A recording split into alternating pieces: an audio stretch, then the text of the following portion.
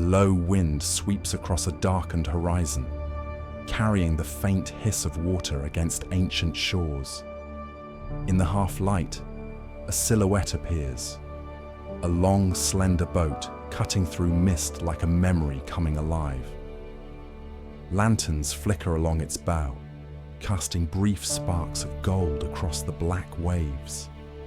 And somewhere beyond the fog, a distant rumble echoes.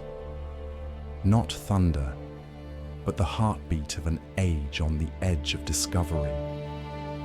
This is a world forged in cold dawns and firelit nights, a world where distant homelands whisper to wandering hearts, where pride and longing, loyalty and destiny collide in the quiet space between survival and glory.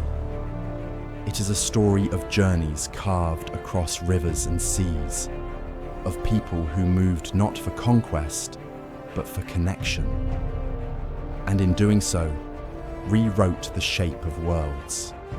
As you listen, imagine yourself standing at the edge of that ancient water, feeling the cold spray against your skin, and hearing the creak of timber beneath the weight of the unknown. If you were there, on that shore, at the beginning of everything, what would you notice first?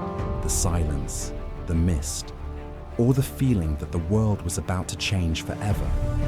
Share your thoughts in the comments and tell me where in the world you're listening from and whether it's morning, evening, or night for you. If this journey already has your imagination stirring, gently tap like and subscribe to drift with us through more worlds lost to time. Now dim your screen, let the air grow still, and we'll step softly into the story.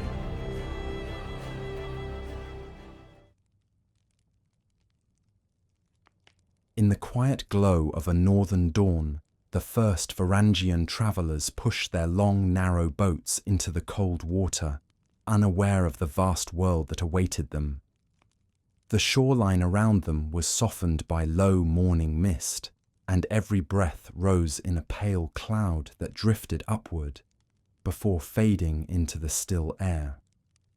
The world here seemed to wake slowly, as though each sound and movement had to pass through a layer of silence before reaching the open day. Frost clung lightly to the ends of spruce branches, catching the newborn light and turning the forest edge into a shimmering veil. It was from such landscapes that the Varangians emerged, shaped not by empires or cities, but by the steady rhythm of nature and the long patience of their northern homeland. For generations, their families lived in small, scattered communities along the coasts and deep within river valleys. Simple timber houses stood close to the water, their roofs covered with turf that kept warmth inside during long winters. At night, the glow of hearth fires flickered behind carved wooden shutters, and the scent of smoked fish wove gently through the air. Life here was quiet, but not still. Every season brought its own tasks, and every household moved in harmony with the turning of the year. In spring, the snow began to retreat, revealing dark, rich soil that villagers prepared for planting. In summer, the sun lingered deep into the night, allowing long hours for crafting tools, repairing boats, or travelling across calm waters. And in winter, when storms rolled in from the sea and darkness stretched endlessly, families gathered close around the hearth, telling stories that kept memories alive. Can you imagine stepping outside on such a winter morning, your boots sinking softly into freshly fallen snow, your breath clouding before you, and the only sounds the faint crack of ice or the distant call of a bird searching for food? The Varangians knew these moments intimately. They belonged to a world where quietness was not emptiness, but a companion that shaped their days. Yet even in these peaceful lands, curiosity stirred. Rivers laced through the wilderness like silver threads, leading the sharpest minds to wonder where each branch might eventually flow. Traders from distant Scandinavia sometimes passed through, carrying stories of lands to the south, where winters were gentler, forests broader, and markets filled with objects no northern villager had ever seen. Fine glasswork, embroidered cloth, coins stamped with unfamiliar symbols. Children would gather to listen to these travellers, their eyes widening at descriptions of large cities built of stone, places where bells sounded from towers and the scent of spices drifted through crowded streets. The allure of such tales took root in the hearts of some young villagers, planting the first quiet seeds of a desire to travel. Still, the early Varangians did not think of themselves as explorers or founders of great routes. Their journeys began with simpler impulses: to trade with nearby settlements, to fish where the waters were deeper, or to follow a river a little farther than the generation before them. Each generation, step by careful step, moved outward. Even the design of their boats reflected this gentle expansion. Long and narrow, crafted from sturdy planks of pine or oak, these vessels were light enough to carry across land, yet strong enough to ride waves or glide through shallow creeks. When a group set out, the sound of their paddles dipping into calm water echoed softly between the forested banks, as though the river itself were listening. The people who travelled in these boats carried more than goods. They carried the quiet knowledge of their homeland. They understood how to read the sky, noticing when clouds thickened in ways that signalled a change in weather. They knew the difference between the sound of a distant waterfall and the rustle of a forest animal. They could track the flow of a river simply by watching how leaves moved across its surface. Every step they took into unknown territory was supported by this deep, patient understanding of the natural world. As these journeys became longer, the Varangians began to encounter other communities living along the edges of dense forests and broad plains. These groups, ancestors of the Slavic peoples, welcomed them cautiously at first. Communication unfolded slowly, with gestures, shared meals, and patient attempts to understand words spoken in different tongues. Over time, trust grew.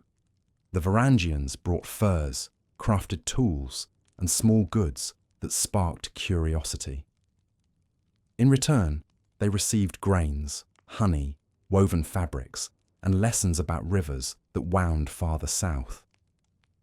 In these early exchanges, you can almost imagine the warmth of those fireside meetings. Two groups sitting under the evening sky, passing wooden cups, watching sparks drift upward into the dark. Conversations were soft, deliberate, and filled with the feeling of possibility. These relationships not only supported trade, they expanded the Varangians' sense of the world. Through stories shared by their new acquaintances, they learned of immense rivers that could be followed for weeks, even months, eventually leading to vast marketplaces. Some tales spoke of a distant city that glimmered in sunlight, its domes rising like small moons above its walls. Though such descriptions were soft and dreamlike, they lingered deeply in the minds of those who listened. But the Varangians' earliest growth was not driven by grand ambition. Rather, it was shaped by the steady pull of the river routes themselves. Rivers were the natural pathways of the north, safe, navigable, and rich with life. They were places where one could fish, collect fresh water, camp along the banks, and meet other travellers. To the Varangians, rivers felt almost alive. They responded to the seasons, rising in spring floods and calming in the steady warmth of summer. Their surface reflected the sky, acting as a companion on long journeys. Imagine drifting down such a river at dusk. Light fades slowly, turning the water to gentle shades of gold, then violet. Birds settle into the trees, their calls softening as night comes closer. The boat glides quietly, barely disturbing the surface, while the steady dip of oars creates a calming rhythm. This was the world in which the early Varangians moved, a world where motion was peaceful and discovery unfolded at a pace guided by nature, not urgency. Yet even within this tranquility, challenges existed. Rapids broke the calm of certain stretches, and thick forests sometimes concealed hidden bends or fallen trees. Sudden shifts in weather could turn a peaceful day into a cold, soaking storm. But the Varangians did not meet these challenges with fear. They adapted, learning how to read the signs of a river before committing their boat to its current. They knew when to carry their vessel across land, avoiding dangerous waters, and when to trust the flow. Over generations, such knowledge accumulated like quiet layers of sediment, each new traveller learning from those who came before. Slowly, the Varangians began to distinguish themselves from neighbouring groups, not by appearance alone, but by the way they moved across the landscape. Their journeys became more ambitious, their trade networks more intricate, and their understanding of far-off places more detailed. Yet even as they travelled, returned and travelled again, their hearts remained tethered to the northern dawns. Every journey began with the same gentle rituals: inspecting the boat, packing dried fish and bread, tightening the straps on small leather pouches filled with tools or trade goods. Friends and family would gather along the shore, offering quiet wishes for safety. The air would carry the faint scent of pine smoke from nearby hearths, mingling with the crisp scent of the morning water. And when the boat finally pushed away from the bank, the soft wash of ripples against the hull would echo as a final farewell. These scenes, repeated across many generations, formed the foundation of Varangian history. They were not warriors yet, nor known as the Rus, nor famed as guards in distant southern palaces. They were simply travellers shaped by the needs of daily life and the pull of possibility. Their paths were not yet marked on any map. Their names were not yet written in any chronicle. But each quiet journey carried them farther, weaving a growing thread of connection between north and south. And so, on that early morning, when the mist still lingered above the water, the first Varangians set out with no awareness of the role they would one day play in shaping the history of the lands they touched. Their oars dipped slowly into the river, creating soft, rhythmic ripples that spread outward toward unseen horizons. The forests watched silently. The sky brightened by degrees, and as their boat glided forward, the world around them seemed to breathe in, preparing for a story that would stretch far beyond the boundaries of their imagination. For it was from these quiet beginnings, these simple moments of movement and curiosity, that the vast Varangian journey would unfold. And as the river carried them onward, it also carried the promise of encounters, discoveries, and transformations yet to come. The river that carried the early Varangians forward eventually widened into the embrace of the northern seas, drawing them back toward the landscapes that had shaped their earliest memories. Here, the shoreline was carved by ancient glaciers, forming deep fjords, where mountains seemed to rise straight from the water. Their steep sides were draped in forests so dense that from afar they appeared like dark green clouds resting against stone. In these places of dramatic beauty and quiet strength, the Varangians learned to navigate not only rivers, but also the vastness of the open sea. Life along the fjords carried a rhythm all its own. Mornings often began with a soft glow of sunlight slipping over the mountain ridges, illuminating the rippling waters below. The sound of gulls echoed between the cliffs, their calls bouncing in gentle repetition. Fishermen would set out early, their boats gliding across the glass-like surface as mist clung to the lower slopes. By midday, the wind would pick up, stirring the water and filling the sails of larger vessels preparing for longer journeys. Evenings brought a calm hush, with the soft scent of salt and pine drifting through the air as fires warmed the small settlements gathered along the inlets. For the Varangians, these fjordside communities were more than home. They were hubs of craft, tradition, and connection. Wooden halls stood at the water's edge, their carved beams telling stories of ancestors and ancient journeys. Inside, the warmth of the hearth offered comfort after cold days on the water. Here, elders recounted tales of distant lands, teaching younger generations through stories woven with memory and caution. But it was the boatbuilders, with their steady hands and deep understanding of wood, who played one of the most vital roles in Varangian life. Boat building was not simply a craft, it was a bond between people and place.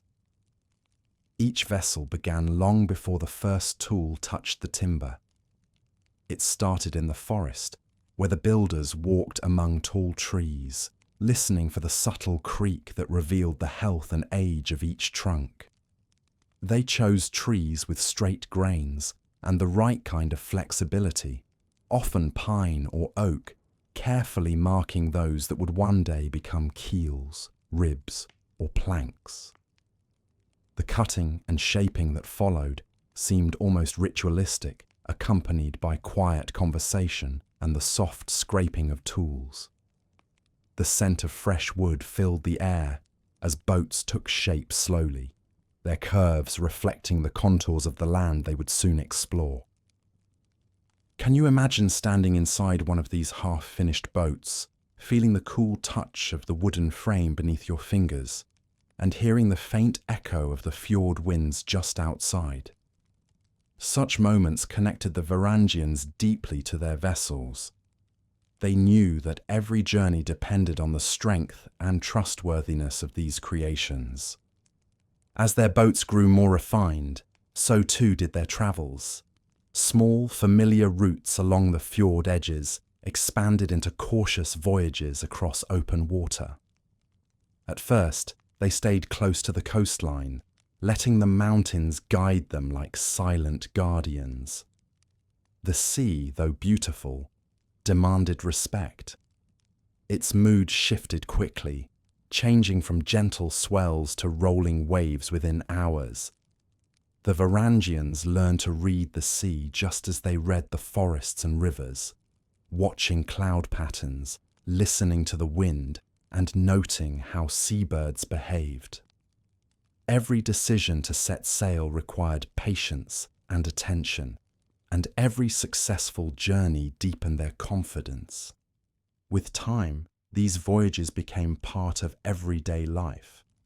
Families travelled to neighbouring villages, traders carried goods across different inlets, and fishermen ventured farther from shore in search of new waters.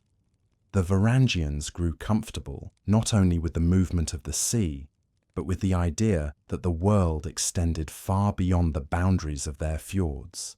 Their sense of possibility expanded with each horizon crossed. Yet despite the growing familiarity with sea travel, the forest remained essential to their identity. The Varangians were people of both water and woodland, and the deep silence of the forests shaped their understanding of the wider world. The woods provided more than materials, they offered a sense of grounding. Walking beneath towering trees, Travellers could hear the delicate sounds of nature, leaves rustling in a passing breeze, the distant croak of frogs near small lakes, or the soft patter of rain on moss-covered ground. These details form the backdrop of their journeys, reminding them that even in exploration, they were never far from the essence of home. In many ways, the Varangians' dual relationship with forest and fjord prepared them for the paths they would take in the future. Navigating narrow inlets taught them how to maneuver with precision. Sailing across broader waters taught them how to handle unpredictability. Crossing forested land taught them resilience and the value of observation. All these skills blended together as they ventured into new territories, first along familiar northern coasts, then gradually into more distant and unfamiliar lands. The expansion of their routes brought them into contact with a variety of coastal communities. These interactions were often peaceful and marked by curiosity. The Varangians brought goods such as furs, carved wooden items, and metal tools. In return, they received pottery, textiles, and stories of places even farther away. Each exchange added another thread to the growing tapestry of their knowledge. It was common for young travellers to return home filled with excitement, sharing tales of new settlements, different customs, and unexpected kindnesses from those they met. Sometimes their travels took them to stretches of coastline where the fjords opened into wild, untamed seas. In such places, the waves crashed with thunderous force, and the winds carried the taste of distant storms. The Varangians treated these areas with caution. They often camped along the safer parts of the shore, setting up temporary shelters made of woven branches and hides. Nights in these camps were filled with the sound of the sea pounding against the rocks. Yet within the glow of small fires, the travellers found comfort. They shared meals of dried fish and berries, mended torn clothing, and planned the next steps of their journey, all while the shore hummed with the steady power of nature.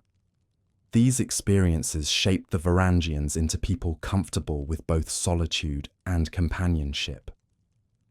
The vastness of the landscapes they navigated required quiet introspection, while the challenges of their journeys required cooperation and trust. They learned to rely on one another, forming bonds that strengthened with every shared hardship and every moment of silent awe beneath the northern sky. Gradually, their voyages stretched farther than they had ever imagined. The rivers they had once followed to nearby settlements now beckoned with the promise of deeper exploration. Fjords that once felt immense began to feel like familiar entryways into a wider world. The Varangians found themselves drawn southward, toward lands with warmer climates, broader rivers, and new opportunities for trade and connection. Yet, no matter how far they travelled, the memory of their origins remained with them. The sound of water echoing between steep mountain walls, the sight of early light touching the tops of pine trees, and the gentle strength of wood shaped by careful hands. These were the elements that grounded them. These were the elements that whispered of home. And so, as the Varangians prepared to push farther inland along the great river systems that stretched into vast unknown territories, they carried with them not only their goods and tools, but the deep imprint of the lands that had nurtured them. The forest and fjord had moulded their character, teaching them quiet endurance, adaptability, and a deep appreciation for the world's subtle beauty. These traits would serve them well in the journeys that lay ahead, journeys that would carry them far beyond the familiar coastlines of the north, into the winding arteries of Eastern Europe, where new landscapes and new encounters awaited them. The farther the Varangians moved from the deep fjords of home, the more the world around them began to change. The coastline softened into rolling hills, the air grew warmer, and the forests stretched outward in long, sweeping bands of green. The rivers here were wider, deeper, and more mysterious than the waterways they had known in the north. They wound through valleys like polished ribbons of blue and silver, promising routes that could lead not just to new settlements, but to entirely new worlds. For the Varangians, these rivers became more than paths. They became lifelines of exploration. The early travellers soon realised that navigating these great eastern rivers required a different kind of attention. The currents were unpredictable, shifting with the seasons and the rains. Sandbanks hid beneath the surface, and long stretches of winding channels made the landscape feel ever-changing. Yet, for those who listened closely, the rivers spoke in subtle ways. A faint change in the water's colour signalled deeper flow. The murmur of distant rapids warned of obstacles ahead. The swaying of reeds along the banks revealed the direction of the wind, even when the air seemed still. Like skilled listeners to a quiet story, the Varangians learned to read these signs. Their boats glided steadily, sometimes under the strong pull of oars, sometimes drifting peacefully with the current. Days passed in a gentle rhythm, sunrise warming the air, midday bringing the calls of distant birds, and evening softening the world in shades of gold and amber. Along the riverbanks, clusters of trees swayed as though bowing in greeting, and the shadows of passing clouds moved slowly over the water. Travelling these river roads was not a race, but a careful dance with nature. When the current ran too swiftly, the Varangians would guide their boats close to the bank, letting the reeds slow their pace. When rapids appeared ahead, their crews tightened their grips on paddles, communicating through soft gestures and shared glances. And when the river became too shallow or broke into a series of rocky steps, they lifted their boats from the water and carried them across land. These portages, sometimes short, sometimes stretching for miles, required strength, patience, and coordination. Yet they were undertaken with a kind of peaceful confidence, as though the Varangians knew each challenge was simply another part of the journey.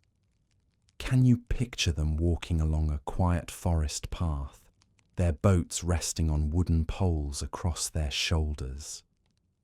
The sound of their footsteps would blend with the rustling leaves, and every now and then the call of a forest bird would echo through the trees. These moments, though physically demanding, carried a sense of purpose. Each step brought them closer to new connections, new landscapes, and new discoveries. As they pressed deeper into the interior, the Varangians began to encounter the diverse communities that lived along these river roads. Slavic settlements dotted the banks, their houses built of wood and thatch, surrounded by small gardens and fields. Villagers paused in their daily tasks to watch the travellers glide into view. Their curiosity mingled with caution, but curiosity often won. Children would wave eagerly, while elders observed with thoughtful eyes. Soon, small groups from each village would gather along the shore, offering greetings in soft voices, using gestures when words failed. The Varangians approached these communities with respect, aware that trust needed to be built slowly. They offered simple goods, carefully crafted knives, woolen garments, and small wooden figures carved during moments of quiet. In return, villagers shared bread, honey, or baskets filled with berries gathered from the forest.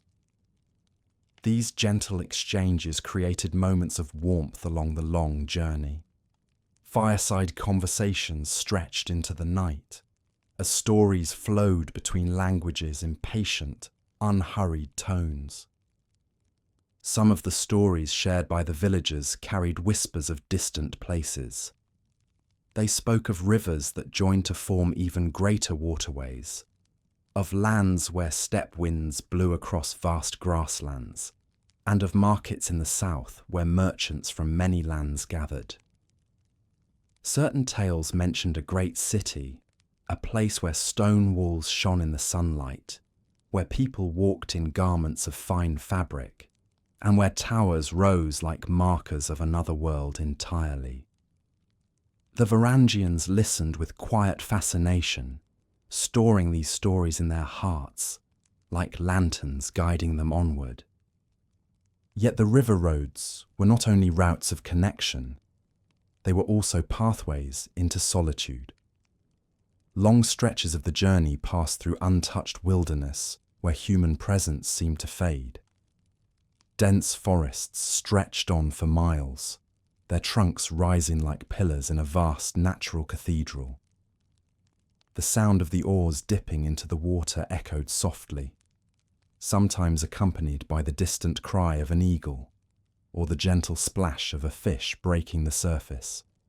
At night, the sky unfolded in a canopy of stars, their reflections trembling gently on the water below. Travellers would camp along the riverbank, lighting small fires shielded by stones or fallen branches. The warmth of the flames offered comfort, while the river's constant murmuring lullaby eased them into sleep. It was during these quiet nights that the travellers had time to reflect. The world felt large and open, yet also gentle and welcoming. The river did not simply lead them forward, it held them as though it approved of their presence. Even the challenges, such as sudden storms or unexpected bends, felt like part of a larger pattern that invited understanding rather than fear. Over time, the Varangians refined their routes. They learned which stretches of river were safest during spring floods, which bends offered shelter during storms, and which tributaries could lead to promising new connections. They mapped these paths not with ink on parchment, but with memory, creating a living network of knowledge that passed from one traveller to the next. This growing web of river routes became the foundation of their role as intermediaries between north and south, connecting distant regions with a quiet reliability. Trade expanded gently. Furs, honey, wax and fish travelled downriver. In return came beads, fabrics, grain, and sometimes tools or ornaments crafted far beyond the horizon. These exchanges strengthened bonds between communities and nurtured a sense of possibility among the Varangians. They realized that by moving carefully along these river roads, they were becoming bridges between cultures, carrying stories, goods, and experiences from one place to another. Their growing presence along the rivers also brought subtle changes to the settlements they visited. In certain villages, Varangian travellers became familiar faces, greeted with warmth and curiosity. In others, their arrival sparked new interactions between neighbouring groups. Slowly, quietly, the rivers began to feel less like boundaries and more like threads weaving communities into a shared landscape. As the Varangians pushed farther south, the terrain shifted again. Forests thinned into open plains, where tall grass swayed in waves beneath the wind. The rivers widened, flowing with calm steadiness toward distant horizons. In these areas, they saw new kinds of boats, new patterns of clothing, and new ways of shaping daily life. Each encounter deepened their understanding of the world's diversity. Yet no matter how far the river roads carried them, the Varangians remained grounded in the gentle lessons learned from the north: patience, attentiveness, cooperation. Their journeys did not rush through the landscape, they harmonized with it. Each bend of the river was met with curiosity, each new face with respect. And so, step by gentle step, the Varangians forged the great river pathways that would one day link the Baltic to the Black Sea. These routes, shaped by currents, stories, and the quiet persistence of travelers, laid the foundations for the encounters and transformations that awaited them farther south. As the Varangians drifted farther along the river routes, the traces of human life grew more frequent. Smoke from cooking fires curled above the treetops, and the faint sound of voices carried across the water long before any settlement appeared. Villages nestled along the Slavic shores emerged gradually, as though rising from the very earth. Clusters of wooden homes built with care, surrounded by fields of rye and barley swaying gently in the wind. Each settlement seemed shaped by the land itself, blending naturally into the surrounding forests and meadows. The Varangians approached these communities with their usual quiet caution. Their long boats, with their carved prows and slender frames, glided toward the banks without haste. Villagers often paused in their daily work when they noticed the travellers arriving. Women set down baskets filled with herbs or grain. Men lowered their tools. Children ran to the water's edge with curiosity brightening their eyes. The air filled with a soft mixture of voices, some speaking in low tones, others calling out greetings that carried a warmth recognizable even across language barriers. In these early encounters, the Varangians learned that the Slavic people possessed a deep connection to the land. Their knowledge of the rivers, forests and seasons was intimate and time-worn. They understood where fish gathered in abundance, which herbs could soothe illness, and how to read the subtle shifts in the wind before a storm. Their villages were built with practicality and grace, wooden homes with slanted roofs to shed the heavy rains, fenced enclosures for livestock, and small shrines placed near sacred groves or at the edges of fields. Each element reflected a way of life shaped by patience, cooperation, and respect for nature's rhythms. When the Varangians stepped onto the shores, they did so gently, mindful of the trust they hoped to build. They offered goods from the far north, carefully tanned furs, finely carved wooden objects, iron tools, and small treasures collected from previous journeys. These were placed openly on woven cloths, allowing the villagers to examine them at their own pace. In return, the Slavs often brought forward baskets of grain, bundles of flax, earthenware vessels, and honey rich with the scent of wildflowers. Sometimes they offered dried mushrooms gathered deep within the forests, or salted fish cured during long summer days. These exchanges were not merely economic, they carried the quiet warmth of mutual respect. The Varangians admired the villagers' skill in weaving and pottery, noting how each pattern or painted detail reflected local traditions. The Slavic families, in turn, marvelled at the travellers' sturdy tools and the smooth, polished edges of their wooden crafts. Conversations unfolded slowly, built from gestures, shared meals, and gradual understanding. Even when words could not bridge the gap, smiles and laughter often did. Can you imagine sitting beside one of these riverside fires in the evening, the glow of amber flames reflecting on the water as stories flowed between two cultures?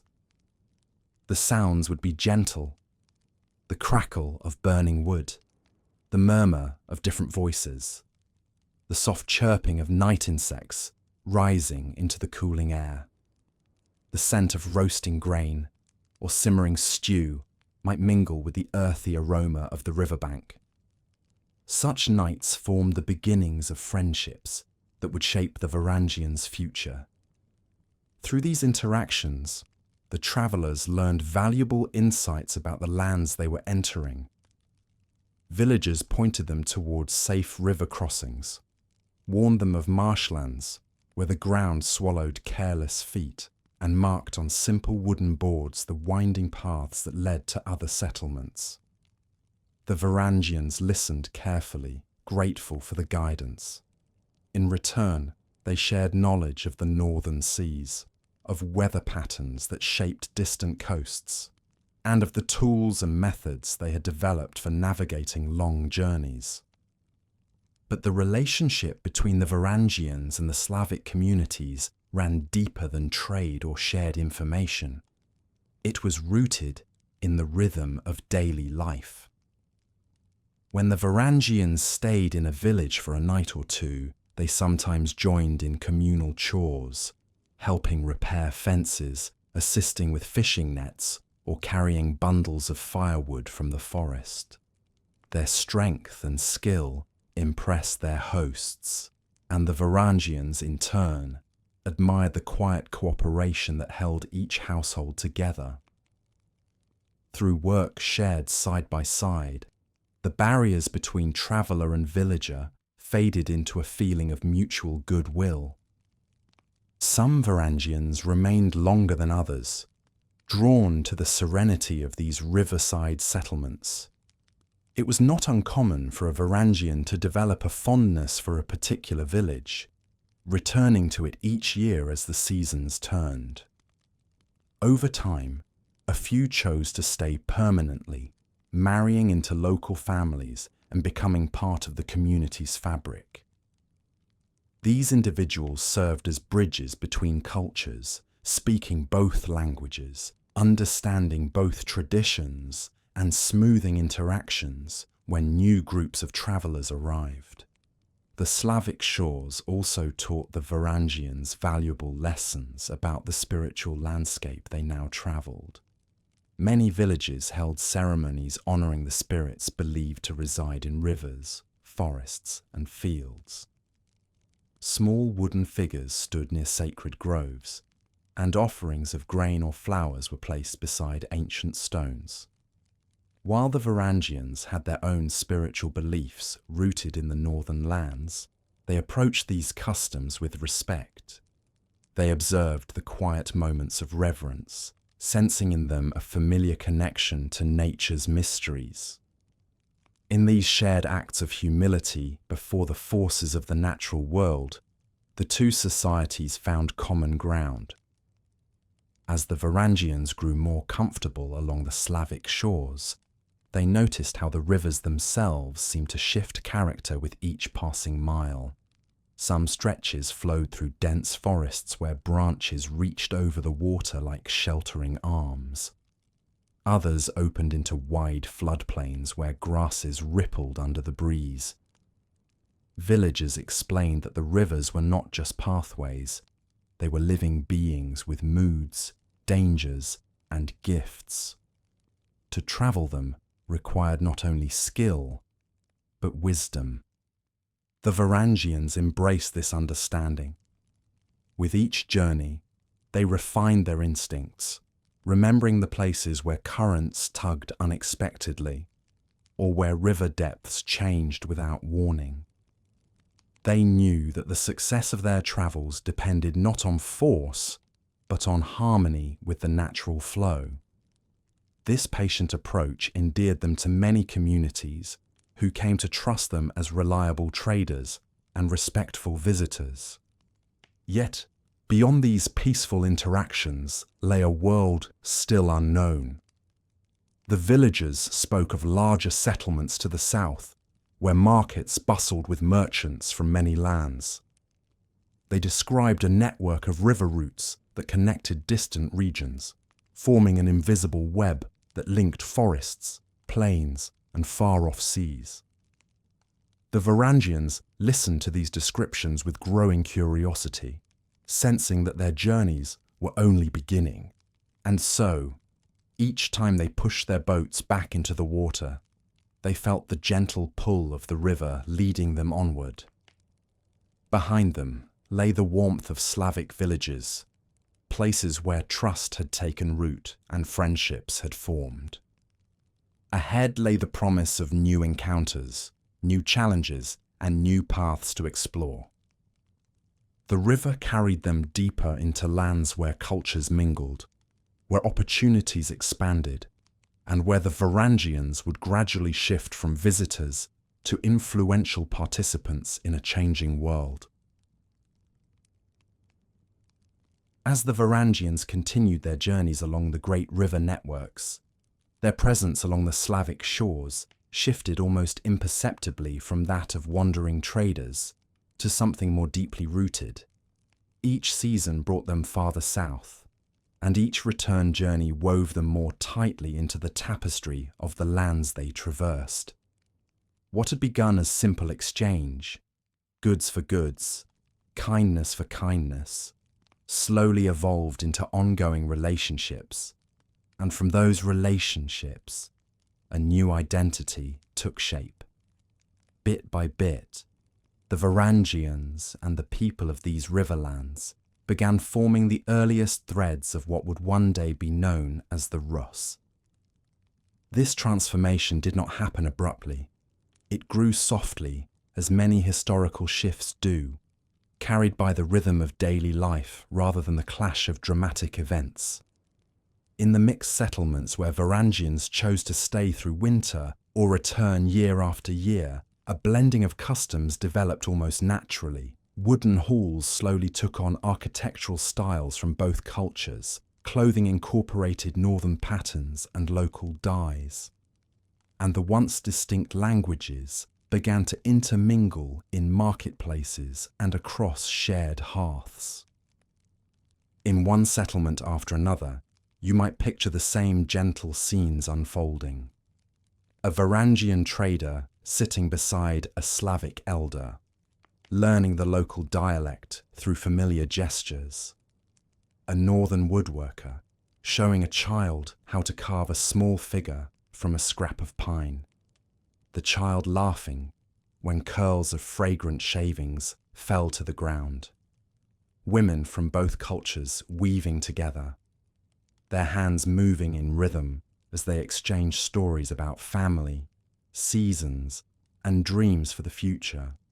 These small acts of connection softened the boundaries between cultures and set the foundation for something larger. Geography also played a role. The rivers themselves, those wide, winding paths that shaped the region, encouraged unity. Settlements positioned along these waterways naturally drew people from many directions. Villagers who lived 10 days apart might never have met if not for the Varangian boats carrying goods and stories between them. Through this steady movement, the travellers helped link remote communities, fostering a sense of shared familiarity across vast distances. At first, this role was subtle. The Varangians brought news from upriver or downriver, harvest successes, seasonal festivals, or warnings of dangerous weather patterns. Over time, the communities began to rely on these travellers not only as merchants, but as carriers of communication. If a flood had damaged a village's fields, the Varangians would share the news with neighbouring settlements, inspiring offers of assistance. If a travelling craftsman wished to find work in a distant village, Varangians pointed the way. Slowly, a network of relationships strengthened, each thread woven through the hands of these river-wandering strangers, who were becoming less strange with every passing year. In some areas, Varangian groups settled more permanently, forming small enclaves that blended with existing villages. These were not fortresses or grand colonies, but clusters of homes built in familiar northern styles, their wooden walls softened by the local environment and neighbouring architecture. Over time, These communities assumed a character of their own, both northern and Slavic, but also something distinctly new. Children born into these blended households grew up speaking multiple tongues, learning to navigate boats with northern precision, while honouring local customs passed down through generations. They became bridge children of the river world, embodying the union of two cultures. As these connections deepened, local leaders, known as Voyagers or elders, increasingly sought the Varangians' knowledge. Though the Varangians were not conquerors here, they possessed skills that the communities valued: their mastery of navigation, their ability to forge iron with exceptional care, and their understanding of distant markets. These strengths made them respected contributors to local governance and trade planning. Gradually, certain Varangian individuals, seasoned travellers with calm voices and thoughtful judgment, were invited to help mediate disputes or serve as advisors during seasonal councils. Their perspective, shaped by journeying across many riverlands, often provided clarity. They understood how weather in the north could affect harvests in the south, how shifts in trade could alter alliances, and how small misunderstandings between villages might be resolved before they became greater tensions. It was through this peaceful, organic involvement that the identity of the Russes began to coalesce. The term itself emerged gradually, whispered first in reference to the Varangian groups who frequently navigated the rivers. Some say the word may have been rooted in old expressions meaning rowers or men who steer by oar. Others believe it came from names of certain Varangian clans. But whatever its origin, the term Russes began to describe not just the travellers themselves, but the communities shaped by their presence, the settlements that blended northern and Slavic ways of life into something unified. You can imagine how this identity might have felt to those living through it. A Varangian youth born beside a river south of the forests might not feel entirely northern anymore, yet not entirely Slavic either. Instead, they belong to the waterways themselves, to the long currents that carried goods, stories, beliefs, and friendships between distant places. They belong to a new cultural rhythm, one that responded to the flow of the river as much as the changing seasons. This early Rus's identity remained gentle and fluid, without the strict boundaries of later ages. People moved freely between settlements. Travellers were welcomed by familiar faces. Families grew across cultural lines. The Rus were not yet a kingdom or a state. They were, at this stage, a living connection, a shared experience shaped by riverbanks, forest paths, and meeting places beneath open skies. Trade continued to expand as these ties strengthened. Varangian boats carried honey, wax, and fine furs southward, returning with grain, pottery, and ornaments crafted from bronze and silver. Each journey deepened the ties between communities, and even in places where the Varangians remained outsiders, they were often greeted with hospitality born of familiarity. The river roads had become true lifelines, nurturing trust, encouraging dialogue, and giving rise to shared momentum. But it wasn't only goods that travelled. Ideas moved with similar ease. The Varangians brought northern stories of gods and heroes. The Slavs shared tales of forest spirits, river beings, and ancestors who watched over their descendants. Certain traditions blended softly: shared feasts, seasonal rituals, and methods of craftsmanship that combined the strengths of both cultures. The Varangians adopted local customs such as midsummer celebrations and winter gatherings around sacred groves.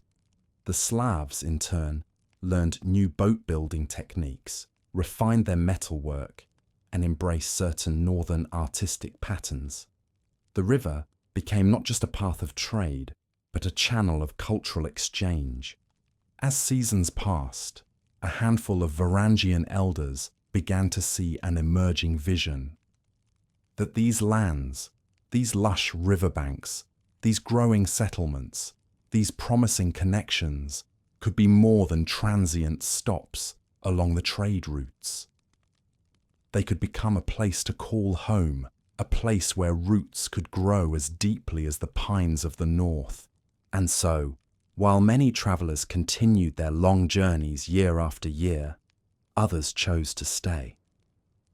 Their children grew up with a sense of belonging to a new identity that did not erase their heritage, but embraced both strands of it. These families became the earliest foundations of Rus's communities, people shaped by river trade, cultural blending, and a shared future still being written day by day. With each passing season, the rivers carried more boats, the villages echoed with more voices, and the sense of unity strengthened.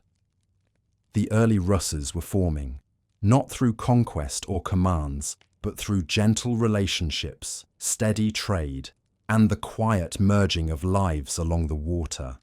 This soft beginning would set the stage for the next chapter in their story. A chapter in which the Varangians would move deeper down the great river systems, facing new challenges and forging stronger bonds. As the seasons continued their gentle cycle, the Varangians, now increasingly part of the growing Rus's identity, pushed farther along the southern river routes. The waterways that had once meandered softly now began to shift in temperament. The current strengthened, the river narrowed, and the familiar calmness gave way to passages where the water frothed and surged against hidden stones.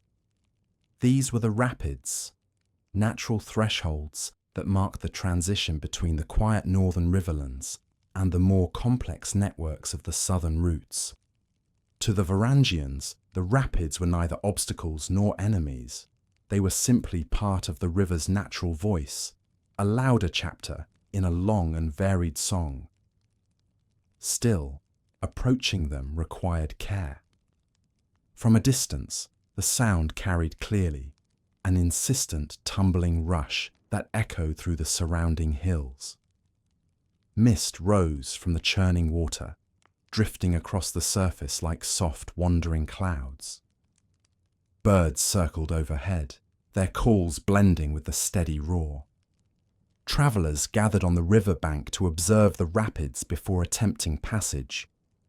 They studied the patterns of the water, noting where it churned most violently and where calmer threads of flow might carry a boat safely. Some rapids could be navigated with skill and steady teamwork. Others demanded portage. The Varangians learned to respect the river's moods, choosing to lift their boats across land when necessary, rather than risk the unpredictable force of the water. Imagine the moment when they began such a portage, lifting the longboats from the shallows and laying wooden poles beneath them.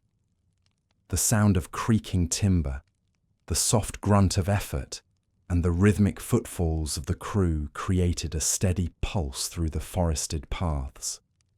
Around them, tall grasses brushed their legs, and the scent of damp earth mingled with the sweetness of pine. These overland crossings took patience, sometimes lasting hours, sometimes days. Yet even in these challenging stretches, the Varangians moved with calm determination. The river had brought them this far, and they trusted it to lead them onward once the path returned to water. Beyond many of the major rapids, the river opened again into smooth, welcoming stretches. These calmer waters often became natural gathering places where travellers paused to rest, replenish supplies, and meet others journeying in the opposite direction. Over time, Such places grew into trading posts, small but lively hubs, where goods, stories, and companionship were exchanged with ease. These trading posts varied in size and atmosphere. Some were simple clearings along the riverbank, where temporary shelters were erected during warm months. Others grew into more permanent settlements, with wooden huts, storage sheds, and communal hearths that glowed warmly as evening settled over the landscape. Merchants arrived from many directions: Varangians from the north, Slavic traders from nearby villages, steppe riders bringing goods from the grasslands, and occasionally merchants from lands even farther south. When the Varangians entered these bustling points of connection, they felt the familiar mix of comfort and anticipation. The atmosphere was lively yet gentle, a blend of soft conversations, the clink of metal tools, the shuffle of goods being unloaded, and the occasional laugh rising above the hum of activity. Fires crackled, sending fragrant smoke upward into the sky. Children played near the water's edge, their reflections shimmering on the calm surface.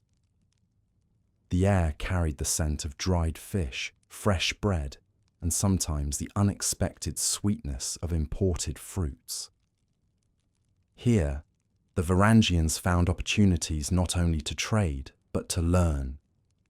They examined pottery styles new to them, noting how the clay held warmth, or how patterns told stories of distant villages. They studied the fabrics brought from the south, admiring the weaving techniques and the vibrant dyes made from herbs and roots they had never seen.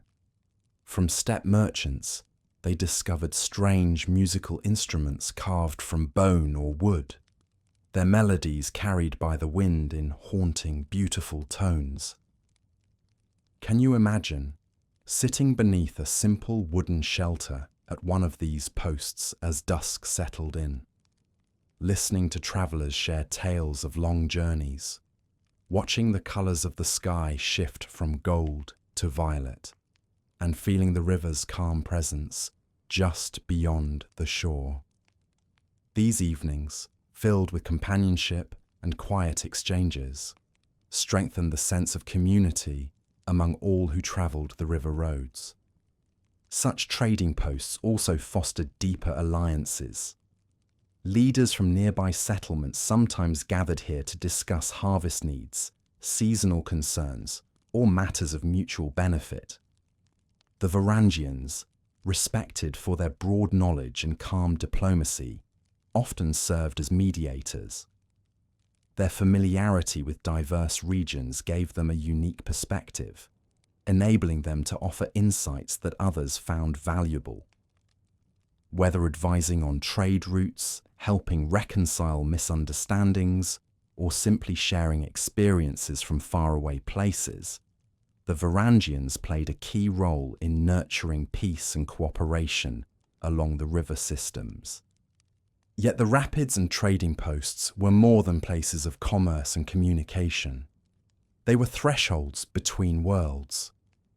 Beyond certain rapids lay territories shaped by different cultures, climates, and rhythms. Travelling past these points meant entering new landscapes where the riverbanks spread wider, the forests thinned, and the plains stretched toward horizons tinted with soft amber hues. The Varangians felt the subtle shift with each stretch of water they passed, sensing that their journey was guiding them toward an expanding tapestry of connections. In some areas, the riverbanks opened into busy marketplaces that dwarfed the small trading posts of the north. These early southern markets were filled with the sounds of bargaining, the scents of unfamiliar spices, and the colourful displays of goods from many lands. It was here that the Varangians first encountered long-distance merchants from the south, travellers who spoke of even larger markets farther still, of fortified cities built along massive trade arteries, and of lands where rivers merged into seas warmer than any the Varangians had known. Such descriptions stirred a quiet longing within the travellers, not a longing for conquest or power, but a curiosity born from their deep connection to the rivers. If these waters could carry them this far, what more might they reveal? What stories, what communities, what opportunities might lie just beyond the next bend? Even as they absorbed these new possibilities, the Varangians remained grounded in their respectful ways. They approached each new encounter with patience and humility, maintaining the gentle spirit that had guided them from the forests and fjords of the north. Their presence brought a sense of steadiness to the riverlands, and the relationships forged at every trading post strengthened the growing identity of the Early Rus. A people shaped by the movement of water, the mingling of cultures, and the quiet determination of those who travelled between worlds. As the seasons continued, the Varangians grew increasingly familiar with the landscape south of the rapids. They learned which routes led toward fertile plains, which toward bustling markets, and which curved gently toward distant horizons where new possibilities awaited. Their boats carried not only goods but memories, relationships, and the evolving identity of a people who belonged to both the river and the land. And so, through rapids navigated with care and trading posts filled with life, the Varangians pressed onward, deeper into the southern world, where the promise of even greater encounters shimmered like sunlight on the water. As the Varangians continued their steady journey southward, the world around them shifted once more. The river that had begun in the quiet forests of the north now flowed through lands touched by influences far beyond the Slavic villages and steppe encampments they had known. The settlements grew larger, their markets more crowded, and the goods displayed there hinted at even grander powers farther to the south. Traders spoke in hushed, reverent tones about a place called Miklagard, the great city. In the Varangian tongue, the word held weight and wonder. It was a city of golden domes, marble halls, and walls so vast they seemed to embrace the horizon. This great city was known elsewhere as Constantinople, the heart of the Byzantine Empire. To many in the northern and eastern lands, it was a distant legend, yet its influence reached far along the rivers through the flow of goods, coins, and stories. The Varangians, with their growing networks and quiet curiosity, were drawn steadily toward it, step by step, portage by portage, encounter by encounter. But their path to Byzantium was not a single journey. It unfolded across seasons, shaped by new alliances, evolving ambitions, and the growing sense among the Varangians that they were no longer merely passing through these lands. They were becoming part of them. Their first deeper hints of Byzantine influence came through traders who ventured northward along the river routes. These merchants brought goods that carried the unmistakable mark of the empire's craftsmanship. Glassware so delicately crafted, it seemed woven from light. Fabrics dyed in rich purples and deep blues, and finely minted coins bearing the likeness of emperors dressed in resplendent robes. Varangians would examine these coins with quiet admiration, turning them slowly in their fingers as they studied the unfamiliar symbols and intricate designs. The coins seemed to whisper of distant palaces where decisions shaping the continent were made. These objects travelled alongside stories, tales of endless marketplaces, of courtyards where fountains sparkled beneath the sun, of libraries filled with knowledge preserved through centuries, and of ships with tall sails that crossed seas far larger than the rivers of the Rus. For the Varangians, raised among fjords and forest rivers, such descriptions expanded the imagination like the opening of a grand unseen world. Yet the journey southward was not without its complexities. The Varangians had become known along the river routes not only for their fair trade and steady diplomacy, but for their skill in navigating difficult waters and managing challenges that smaller settlements could not always face alone. This reputation brought them into contact with local leaders who sought protection, guidance, or assistance during times of conflict. Although the Varangians preferred peace and trade, their strength and reliability made them valued allies. It was through these alliances that the Varangians learned of the larger political currents flowing through the region. Rival groups contested control of key trading posts. Settlements sometimes struggled under the weight of heavy tributes demanded by neighbouring powers. The rivers themselves became contested pathways, prized not for possession, but for access. Through all of this, the Varangians moved carefully, offering their skills without seeking dominion. Their calm approach helped maintain stability, and communities increasingly viewed them as steadying presences amid shifting tensions. As the Varangians pushed farther south, the vegetation changed subtly. Forests gave way to open plains where grasses shimmered beneath the sunlight, and the wind carried the faint scent of distant seas. Birds unfamiliar to the northern travellers circled overhead, broad-winged raptors that floated gracefully upon warm currents. The climate grew warmer, and the air carried the softness of lands where winter arrived gently, rather than with the fierce storms of the north. It was here, in these transitional landscapes, that the Varangians encountered the remnants of ancient trade routes, older than any living memory. Stone markers stood half buried in the earth, worn paths cut across the plains by countless travellers over centuries. Villages here bustled with activity, populated by people who spoke multiple languages and moved comfortably between cultures. The Varangians found themselves among merchants from the Caucasus, artisans from the steppe, and messengers of distant rulers. Each encounter broadened their understanding of the world's breadth. And always, woven through every conversation, was a single thread: the great city. Constantinople was described as a place where different worlds touched, a place where beliefs, traditions, and goods from across continents mingled beneath the shade of towering walls. To some, it was the pinnacle of beauty. To others, the centre of immense power. But to all, it was unmistakably important.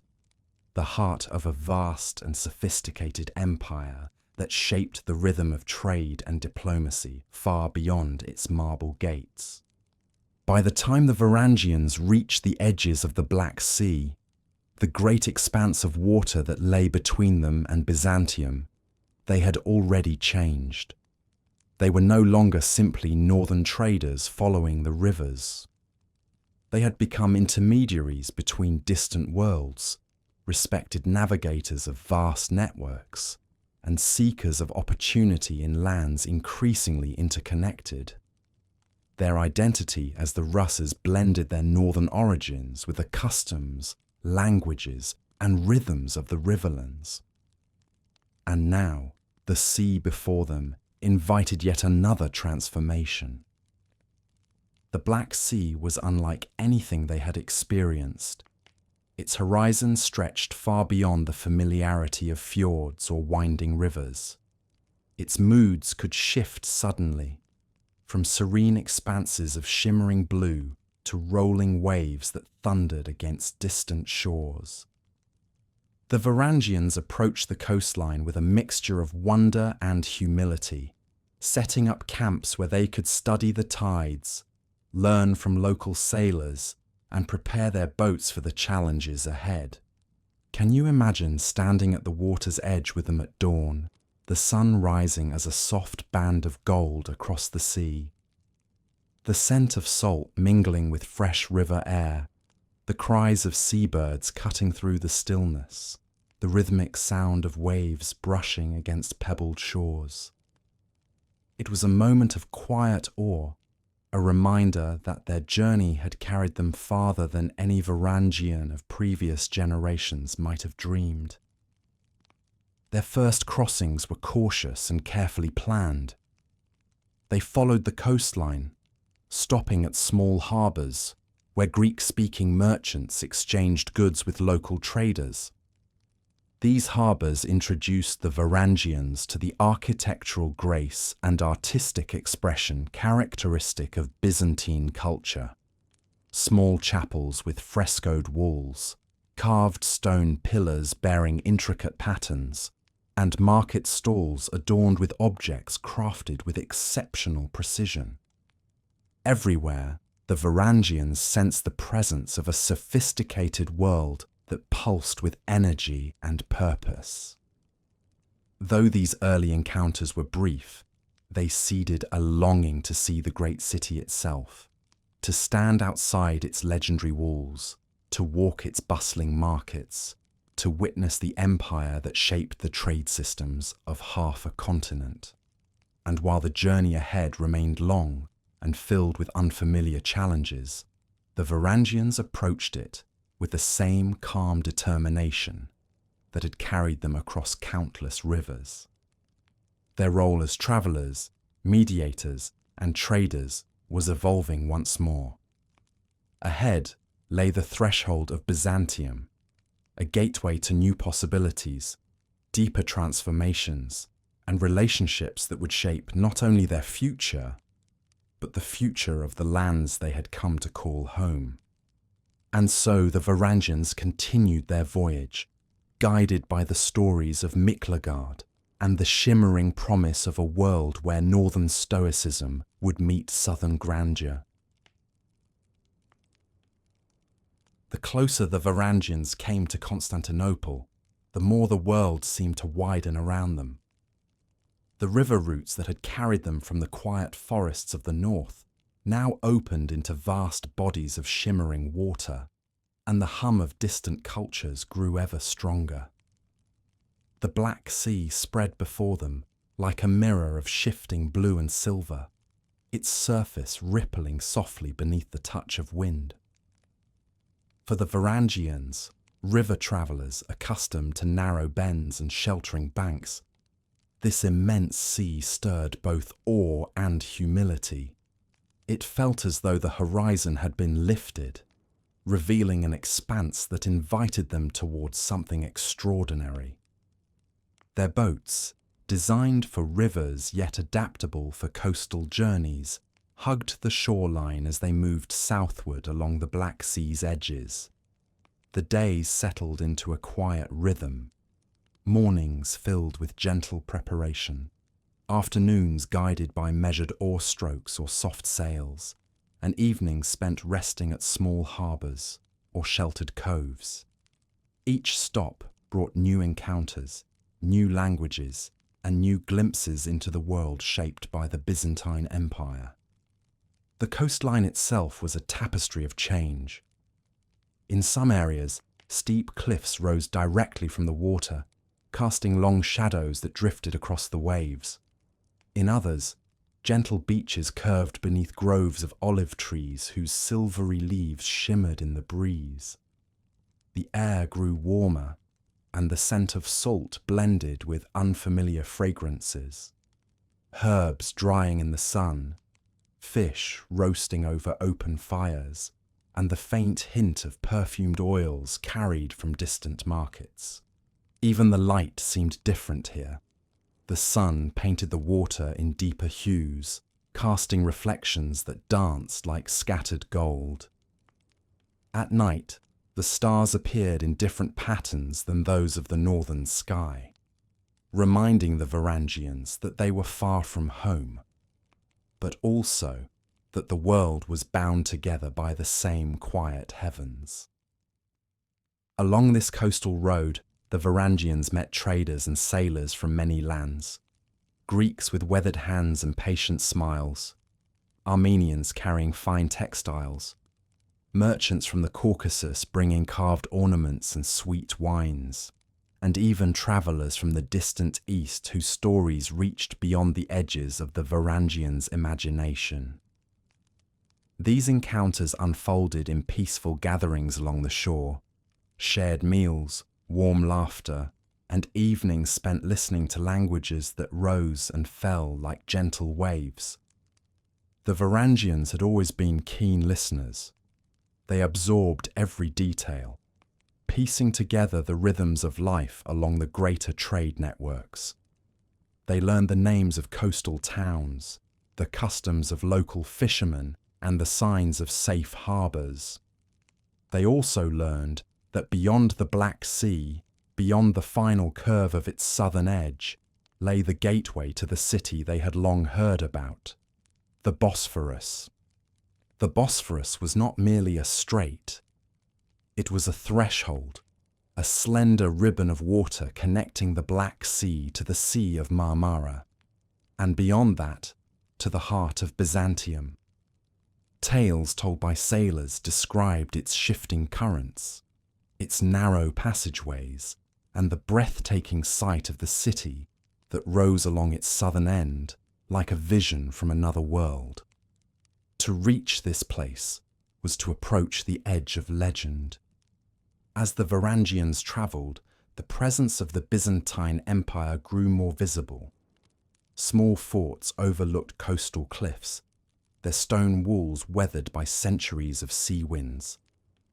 In bustling ports, imperial coins passed from hand to hand in markets filled with spices, pottery, and vibrant fabrics. Greek icons, painted with serene faces and gilded halos, were displayed in small chapels near the water, their candles flickering with a soft golden glow. The Byzantine way of life revealed itself not through grand displays, but through these gentle, everyday details that shaped the world of its people. These glimpses stirred reflection among the Varangian travellers. They thought of the simple wooden halls of home, of nights spent listening to the crackle of fire beneath northern skies. They thought of the Slavic villages along the rivers, where trust had slowly grown between cultures. And now they stood at the threshold of a world where stone met water, where ancient knowledge was preserved in gleaming libraries, and where the pulse of an empire resonated across continents. Yet, despite the grandeur surrounding them, the Varangians moved with their trademark quiet steadiness. They did not rush toward their destination. They simply continued forward, letting the landscape unfold at its own pace. There were moments of challenge along this road as well. Sudden storms swept across the water, their winds whipping the waves into a churning dance. The Varangians navigated these tempests with caution, guiding their boats toward sheltered inlets where they could wait out the weather. In such moments, they gathered beneath makeshift coverings, listening to the howl of the wind outside. But even these storms held a certain beauty, the raw power of nature reminding them of the fjords, of the northern seas, and of the journeys that had shaped their spirits. During calmer stretches, they often stopped to rest in villages where Greek and Slavic influences mingled seamlessly. Here, the Varangians shared meals of warm bread, olives, fresh fish, and fragrant herbs. They listened to coastal songs accompanied by stringed instruments, unlike those of the north. Some evenings, musicians played melodies that seemed to drift on the breeze like gentle waves, their notes soft and lingering. In return, the Varangians offered their own songs, quiet ballads of rivers, forests, and winter firesides. Little by little, the Varangians became familiar figures along the coastal road. Their longboats, with their sturdy frames and carved details, were recognized by local sailors. Their manner, calm, respectful, and attentive, earned them trust in unfamiliar harbours, and their growing knowledge of trade and navigation made them valued participants in the bustling coastal markets. But nothing compared to the growing anticipation that accompanied the final leg of their journey. As they rounded the southern curve of the Black Sea, the number of ships increased dramatically. Sleek Byzantine vessels glided past with tall masts and sails adorned with imperial emblems. Merchant ships laden with cargo moved steadily toward the Bosphorus. Fishermen rowed out in the early mornings, returning by midday with nets heavy from the sea's generosity. The Varangians watched all of this with quiet fascination. Every ship, every harbour, every flicker of distant light spoke of the bustling world at the heart of the empire. And then, one morning, after days of clear weather and smooth sailing, they reached the mouth of the Bosphorus. The strait stretched before them like a graceful path drawn between two continents. The water shimmered beneath the rising sun, and soft winds carried scents of distant markets and wildflowers from the hillsides. The Varangians paused, their boats gently rocking on the tide, as they took in the breathtaking sight. To enter the Bosphorus was to step into a dream. The hills on either side rose in gentle slopes, dotted with homes, gardens, and small fortresses. Birds circled overhead. The air hummed with the vitality of a place where countless journeys converged. And somewhere beyond the bends ahead, hidden for the moment, but approaching with every quiet stroke of the oars, waited Constantinople. The great city, the shimmering horizon of their imagination, the place where their northern spirit would meet the southern world in a moment that history would remember. And so, with hearts steady and eyes lifted toward the path before them, the Varangians rowed onward into the strait, letting the waters carry them toward a city unlike any they had ever known. As the Varangians advanced along the Bosphorus, the gentle bends of the strait slowly revealed a sight so striking, so dreamlike, that even the most seasoned travellers felt their breath still. Rising from the southern shore, bathed in the warm glow of the sun, stood the legendary city they had heard about for years, Constantinople, the great city, the heart of Byzantium. At first it appeared only as a shimmering shape in the distance, its outlines softened by morning haze. But as the Varangians drew closer, the details sharpened like a slowly opening vision. Towering walls of pale stone stretched across the landscape, their massive forms rising tier upon tier.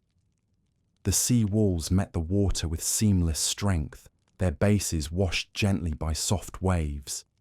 Beyond them, elegant domes gleamed like polished gold, reflecting sunlight in a way that made the entire skyline glow with quiet majesty. Slender spires stood beside them like watchful guardians. It was a city that seemed both ancient and eternal, as though it had been carved from sunlight and sea. The Varangians paused their rowing, letting their boats drift as they took in the moment. For travellers who had grown up among wooden halls, rugged forests, and river-settled villages, this display of urban splendour was unlike anything they had known. Some leaned forward with quiet awe. Others exchanged soft glances, acknowledging a shared realisation. They were seeing the heart of a world far larger than the one they had long imagined. And yet, despite its grandeur, the city did not feel unwelcoming. It felt alive, its docks bustling with activity, its markets buzzing with gentle movement, and its harbour filled with ships from every corner of the known world. The Varangians could hear faint echoes from the city as they approached, voices rising and falling in the Greek tongue, the distant ring of church bells marking the hour, the rhythmic sounds of oars dipping from other vessels. Entering Constantinople's harbour was like stepping into a great mosaic of humanity. Ships of many shapes and sizes rocked upon the water. Sleek Byzantine warships with curved hulls, merchant vessels laden with goods from Africa and the Middle East, fishing boats returning from the morning's catch, and rivercraft not unlike the Varangians' own. The smell of the sea mixed with the warm aroma of baked bread drifting from nearby streets, and the lively chatter of sailors mingled with the cries of gulls overhead. Byzantine harbour masters, dressed in flowing robes, called out directions from the docks. Their gestures guided incoming vessels with calm authority. The Varangians, accustomed to the quiet self-sufficiency of the river routes, followed these instructions with respectful attentiveness. They guided their longboats carefully between larger ships, easing into the harbour with the same steady discipline that had carried them through countless rapids and river bends. Once ashore, the Varangians stepped onto the stone pathways of the great city. Their boots echoed gently against the cobblestones as they moved deeper into the bustling waterfront district. Everywhere they looked, life unfolded in layers. Vendors displaying goods beneath colourful awnings, priests in dark robes carrying incense through the streets, artisans carving intricate patterns into wood and stone, and citizens moving with the calm purpose of a city long accustomed to beauty and order. The Varangians found themselves drawn to everything: the craftsmanship of the buildings, the soft lilt of the Greek language, the brightness of the fabrics hanging in shop windows. They walked with quiet reverence, their northern features and travel-worn attire setting them apart but not unwelcome. Here, in this crossroads of continents, difference was not unusual. The city pulsed with diversity, each street a living pathway of culture and trade. But among all the wonders of Constantinople, one structure commanded the greatest awe: the Hagia Sophia. As the Varangians approached it, its immense dome rose into view like a second sky, catching the sunlight in gentle waves. The exterior seemed to glow with a soft reddish gold hue, its walls adorned with delicate patterns and graceful arches. Bells chimed from a nearby tower, their tones drifting across the city like warm breaths of wind. Entering its vast interior felt like stepping into a celestial realm. Light streamed through tall windows, illuminating intricate mosaics that shimmered with gold leaf. Images of saints, angels, and sacred scenes gazed serenely from the walls. The scent of incense hung gently in the air, blending with the soft sound of distant chanting. For the Varangians, raised in lands of wooden temples and open-air rituals, this magnificent space felt like the heart of something mystical, neither intimidating nor foreign, but profoundly peaceful. It was here, beneath these golden domes, that many Varangians first sensed the possibility of deeper service and connection. Through conversations in the markets and along the docks, they learned of a unique opportunity, one that offered both purpose and belonging in the empire's intricate heart. The Byzantine emperors, recognizing the strength, discipline, and loyalty of the Varangians, occasionally accepted northern warriors into a revered guard known across the empire, the Varangian Guard. This guard was unlike any other. It stood not as a common military unit, but as an elite group entrusted with the emperor's personal safety. Though the Varangians who had arrived were primarily traders and navigators, not all were strangers to the discipline and resilience required for such service, and even those who did not seek a soldier's role felt a quiet pride in knowing that their northern kin were seen as dependable protectors in a city of such immense importance. The idea resonated with many. Service in the Varangian Guard was not presented as a calling of conflict, but as a bond, an oath grounded in honour, commitment, and the shared guardianship of the empire's heart. For those who chose to take this path, the oath was given beneath the vaulted ceilings and golden mosaics of Byzantine ceremonial halls. The words were spoken softly, but carried great weight, echoing gently through the sacred spaces as though welcomed by the domes themselves. But not all Varangians sought such service. Many preferred to remain traders, artisans, or explorers. They wandered the markets, learned new skills from Byzantine craftsmen, and marvelled at libraries containing works of philosophy, mathematics, astronomy, and history. They tasted delicacies unknown in the north, sweet figs, spiced dishes, and warm flatbreads flavoured with herbs. And they listened to scholars speak of far-off lands, of ancient empires, and of the delicate balance that kept Constantinople's mighty heart beating. Whether they came to pledge an oath or simply to witness the great city, all felt a profound shift within themselves. Constantinople broadened their minds, deepened their understanding of the world, and offered a glimpse of the vast possibilities that lay beyond the familiar river routes. As they explored the city's intricate districts, each one a world of its own, they carried with them the calm steadiness of their northern origins. They approached every encounter with respect, every opportunity with patience, and every challenge with the quiet resilience that had guided them from the fjords to the warm shores of Byzantium. Their hearts remained anchored in the north, yet they found themselves drawn deeply into the life of the empire, shaped by its beauty and complexity.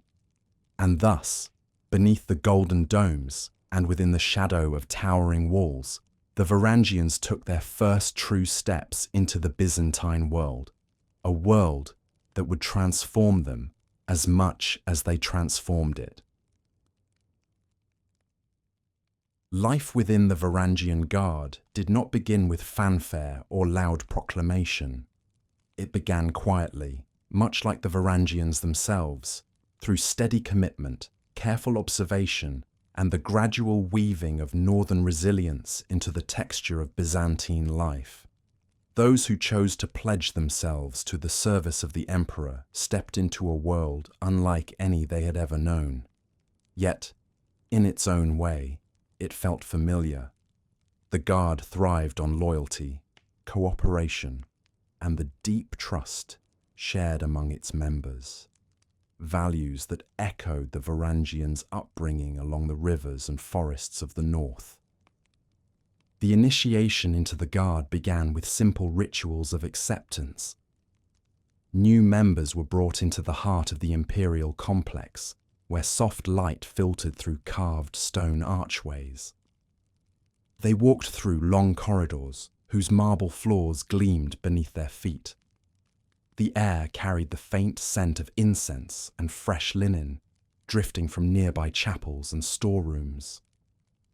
In a quiet hall, adorned with mosaics of emperors past, the new Varangians stood in respectful silence. Here, the oath was spoken, not loudly, but clearly, like a gentle promise carried on calm water. They vowed to protect the emperor with unwavering loyalty, to uphold the peace of the city, and to maintain honor in all actions.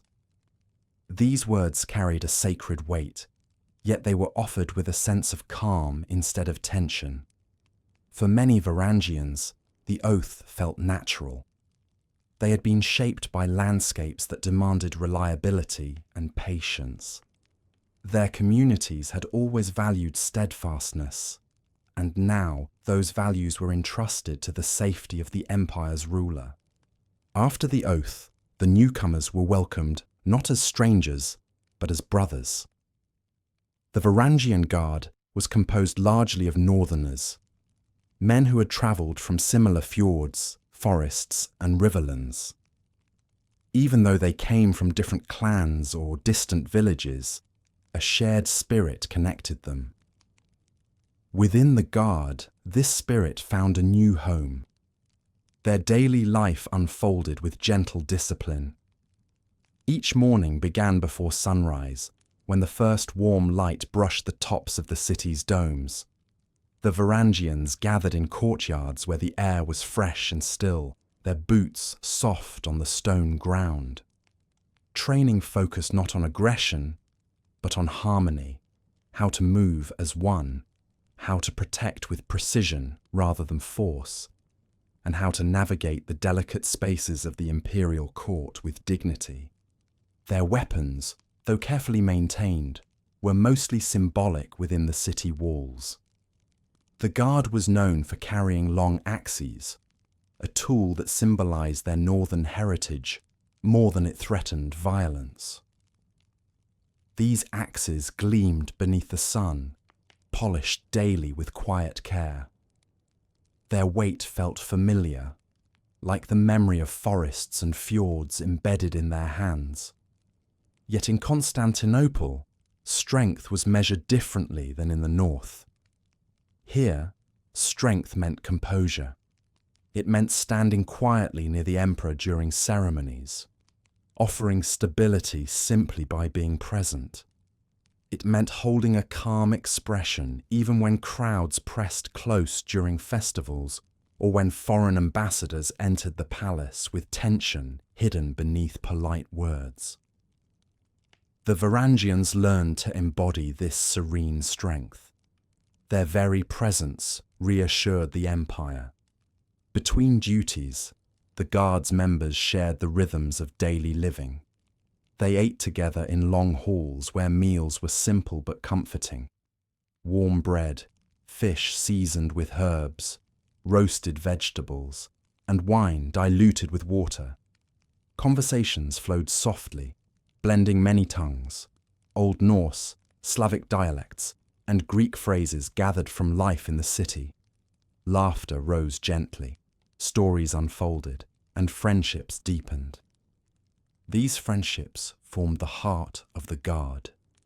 Members watched over one another, shared memories from home, and supported newcomers through the vastness of urban life. For Varangians accustomed to open landscapes and quiet villages, the city could feel overwhelming at times. Its streets bustled from early morning until late evening. Its architecture rose in commanding shapes. Its echoes carried through narrow alleys and grand courtyards alike. Yet, within the Guard, they found a familiar refuge, a sense of belonging that softened the strangeness of their new surroundings. When off duty, many Varangians wandered the city with calm curiosity.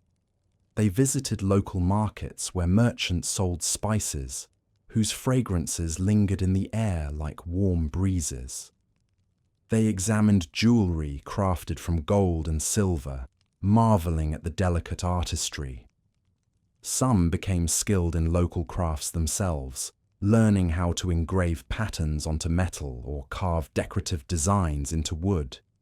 Others found comfort in attending church services, captivated by the gentle chants and luminous mosaics that adorned the interiors. On certain days, members of the Guard were permitted to explore the quieter parts of the imperial complex. Here, they walked among gardens filled with fragrant herbs, olive trees, and small fountains that trickled soothingly. Birds perched in branches overhead, their calls mingling with the soft rustling of leaves. For travellers who had crossed vast landscapes to stand in this place, these gardens felt peaceful, like small echoes of nature preserved within the heart of a great city. The Varangians also took on special roles within the palace. They served as door wardens during important ceremonies, their calm presence signalling stability. They escorted foreign dignitaries through the halls, observing every detail with attentive care. They guarded treasuries containing gifts from distant lands, silks from the East, carved ivories from Africa, and manuscripts filled with ancient wisdom. Through these duties, they witnessed firsthand the vastness of the empire and the delicate balance that sustained it. But the heart of their service lay not in grandeur, but in moments of quiet vigilance. During late nights, when the city settled under a blanket of starlight, the Varangians kept watch near the imperial chambers. They stood in stillness, listening to the subtle sounds of the palace, the soft flicker of torches, the distant footsteps of servants, the rustling breeze slipping through open windows. These moments reminded them of northern nights spent beside riverbanks or forest trails, listening to the peaceful hum of nature. The familiar stillness soothed them, connecting past and present with gentle clarity. Though their responsibilities were significant, the Varangians remained humble. They carried themselves with the quiet confidence nurtured by years spent navigating rivers, forests, and foreign markets.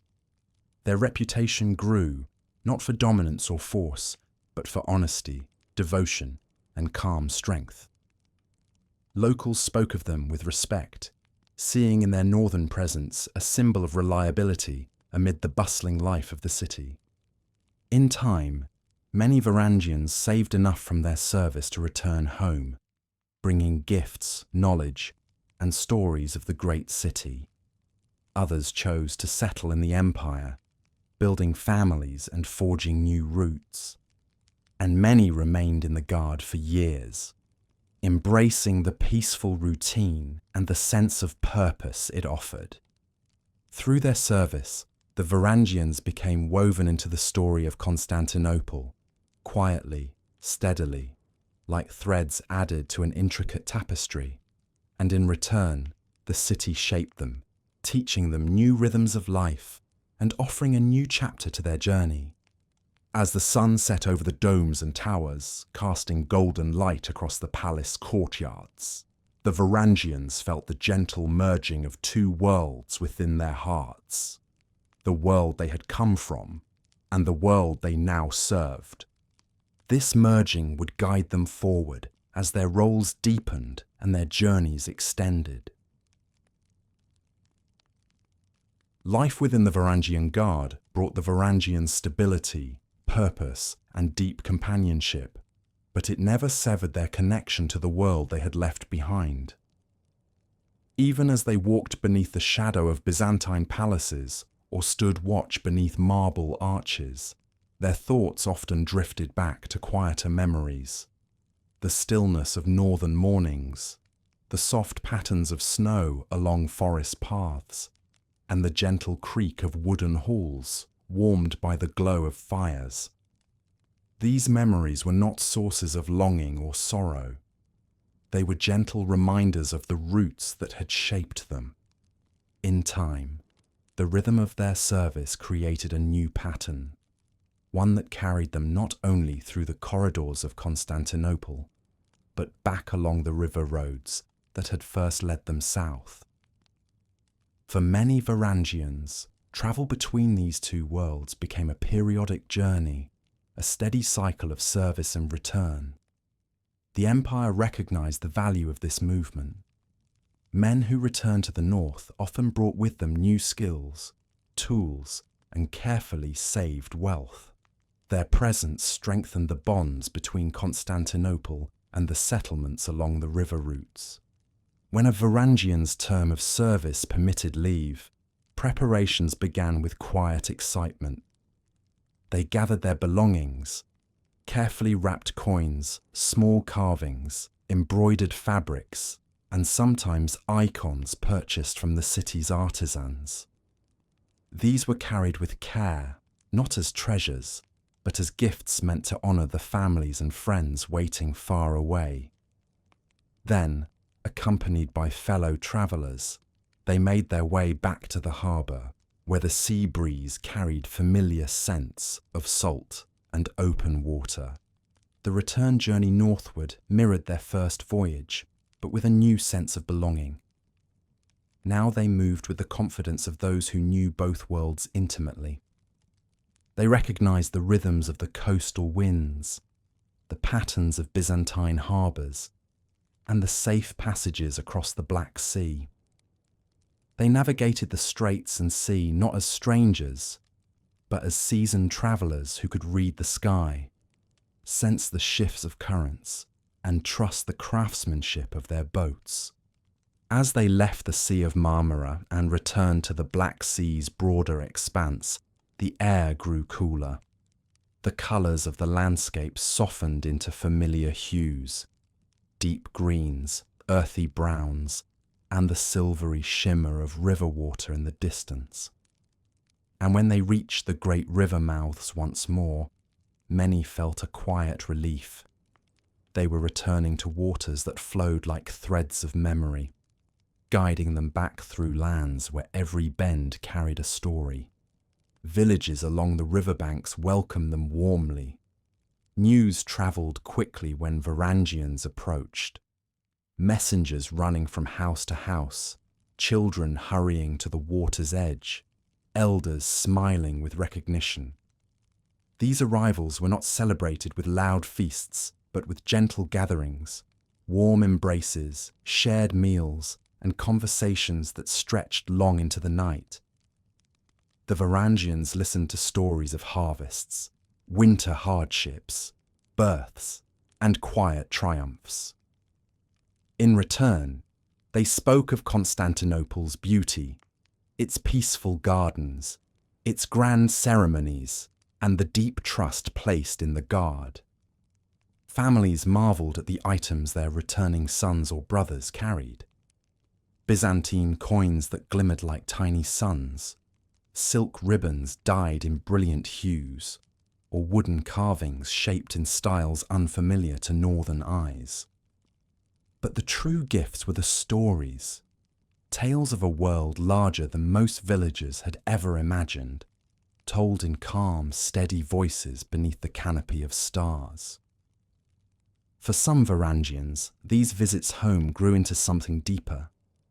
The lands of the Rus, with their forests, rivers, and growing settlements, offered opportunities that felt both familiar and full of potential.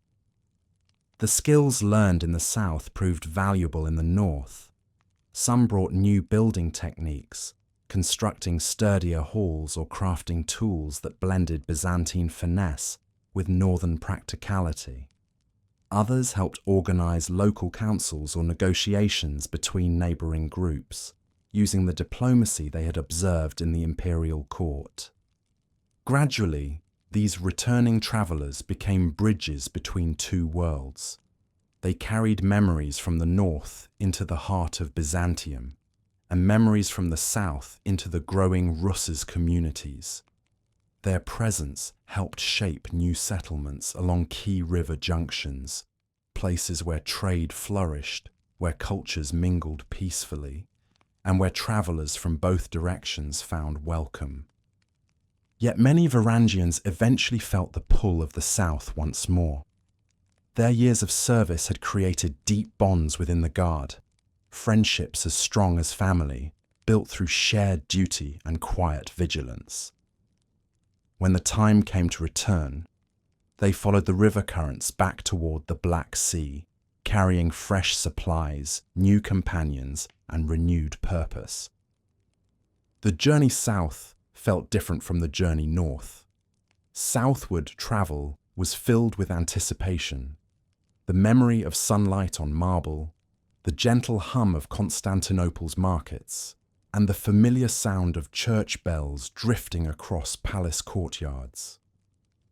As they approached the sea, the air warmed again, and the silhouettes of Byzantine ships appeared like distant shadows on the horizon.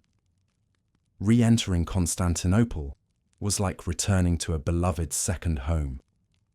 Harbour masters recognized them. Merchants greeted them with smiles. Fellow guards welcomed them back with hearty embraces. The city's vastness no longer felt overwhelming. Instead, it felt like a steady tide, ever moving, ever alive, yet always welcoming to those who walked its paths with respect. This continual motion, north and south, river and sea, forest and palace, shaped the Varangians into people of two worlds. Their identities were not divided, but enriched. They carried the strength of northern winters and the refinement of Byzantine craftsmanship. They understood the quiet patience of the riverlands and the complex rhythms of imperial life. Their hearts grew spacious enough to hold both the silence of snow-laden woods and the echoes of golden domes. In this gentle blending of landscapes and loyalties, the Varangians became more than travellers. They became connectors, quiet anchors of stability in a world that was expanding in every direction. And it was in these years of movement and mingling that the character of the Rus deepened, shaped by voices that had touched both ends of the world. As the Varangians moved between the northern riverlands and the warm, sunlit world of Byzantium, their journeys carried more than goods and stories. Quietly, almost imperceptibly, they began carrying something deeper, currents of change that flowed between cultures like soft undercurrents beneath still water. These changes were not forced or sudden. They drifted slowly, shaped by the rhythm of trade, the sharing of ideas, and the gentle blending of belief and tradition. In the settlements of the Rus, the arrival of Varangians returning from Constantinople stirred a sense of wonder. Villagers gathered to hear the travellers' stories, leaning close as the Varangians described marvels witnessed in the great city. They spoke of stone churches, whose domes captured sunlight like bowls of gold, of mosaics shimmering with tiny tiles that formed sacred images, and of chants that rose through vaulted halls like waves of warm air. For people accustomed to forest shrines, open-air rituals, and wooden idols carved by local craftsmen, these descriptions awakened a curiosity that felt both strange and comforting. Faith in these riverlands had always been woven into nature. Spirits were believed to dwell in streams, groves, and stones.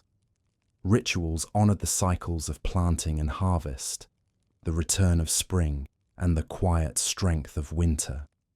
Yet, the Varangians returned from the south with tales of a faith that carried its own beauty, one centred on compassion, reflection, and a sense of connection stretching across distant lands. They did not preach or persuade. They simply shared what they had seen. Celebrations lit by candlelight. Careful prayers whispered in peaceful corners. And the serene expressions of monks who walked through gardens with quiet purpose. These gentle images settled into the hearts of the people like seeds carried on the wind. At the same time, the Varangians brought home items touched by Byzantine craftsmanship, small icons painted on wood, crosses fashioned from simple bronze, and fragments of religious texts copied with careful hands. These objects found places not in shrines or temples at first, but in homes, resting on shelves beside bowls of grain, woven mats, and wooden carvings of ancestors. They became part of the domestic landscape, accepted not as replacements for old traditions, but as additions to a growing world of understanding. Trade, too, expanded in subtle but meaningful ways. The river routes that linked the Russes to the Black Sea and beyond became arteries of connection, flowing steadily with goods and ideas. Honey, wax, fine furs, and crafted wooden tools travelled southward with each wave of Varangian boats. In return came olive oil, wine, glassware, silks, and crafted ornaments that carried the elegance of Byzantine artisanship. With each journey, the Russes found themselves more deeply entwined with the rhythms of international trade. Settlements positioned along key river junctions transformed into bustling centres of exchange. Fishermen, hunters, farmers, and craftsmen all played roles in the evolving economy, contributing to a tapestry of life that became more interconnected with each passing season. Markets swelled with activity, boats arrived from afar, and people from different regions began to mingle with increasing familiarity. Can you imagine walking through one of these early Rus's marketplaces at dusk? The air warm from the day's sun, the river glistening nearby, the scent of fresh bread mingling with smoke from cooking fires. Traders calling out gently, children weaving between stalls, and the soft sound of foreign languages drifting from travellers who had come from places beyond imagination. Beneath the growing liveliness, there remained a sense of calm, an understanding that every person present contributed something to the gentle weaving of cultures. Yet, it wasn't only goods that travelled along the rivers. Ideas moved with equal ease. Returning Varangians spoke of Byzantine laws that emphasized order and justice, inspiring northern leaders to reflect on how their own councils and gatherings might adapt. They described systems of writing that allowed knowledge to endure long after a storyteller's voice faded, prompting curiosity among those who had never before considered the power of preserved words. In some places, local leaders invited monks or scholars travelling from Byzantium to stay in their settlements, eager to learn about written language, architecture, or agricultural methods. Small wooden churches began to appear in the Rus, modest structures at first, built with the craftsmanship of local hands, but inspired by Byzantine designs. These early churches blended familiar northern styles with gentle southern influences, becoming quiet places where villagers gathered not out of obligation, but from a sense of shared peace. Even so, the Varangians themselves remained grounded in the balance of worlds. Many continued to honour both the old beliefs of their ancestors and the new spiritual perspectives they had encountered. Their hearts were large enough for both. They walked between these realms with a serene acceptance, embodying the gentle blending of traditions rather than choosing one over the other. The younger generation of Rus, however, grew up with a different perspective. For them, the exchange between North and South was not a marvel. It was a natural part of life. They learned words from multiple languages, recognized coins from different regions, and saw travellers from Byzantium not as distant foreigners, but as familiar visitors who shared stories and songs. These children became the bridge through which a new identity flowed, one that embraced both the deep roots of their homeland and the expanding horizons that trade had opened. This changing world also introduced new forms of craftsmanship. Rus's metalworkers began shaping jewellery with a blend of local patterns and Byzantine motifs. Woodcarvers experimented with new tools and techniques learned from southern artisans. Builders incorporated stone foundations beneath wooden structures, inspired by the stability of Byzantine architecture. These quiet transformations reshaped the settlement slowly, like water gently smoothing a river's stones. Meanwhile, The Varangians who remained in Constantinople continued to serve with steadfast devotion, deepening the trust the empire placed in them. Their reputation as honourable guardians spread across the city. Officials and merchants spoke of them with respect.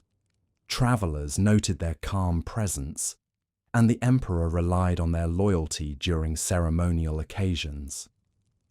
Over time, their role in Byzantine life expanded beyond the palace, influencing trade, diplomacy, and cultural connection between the empire and the lands of the Rus.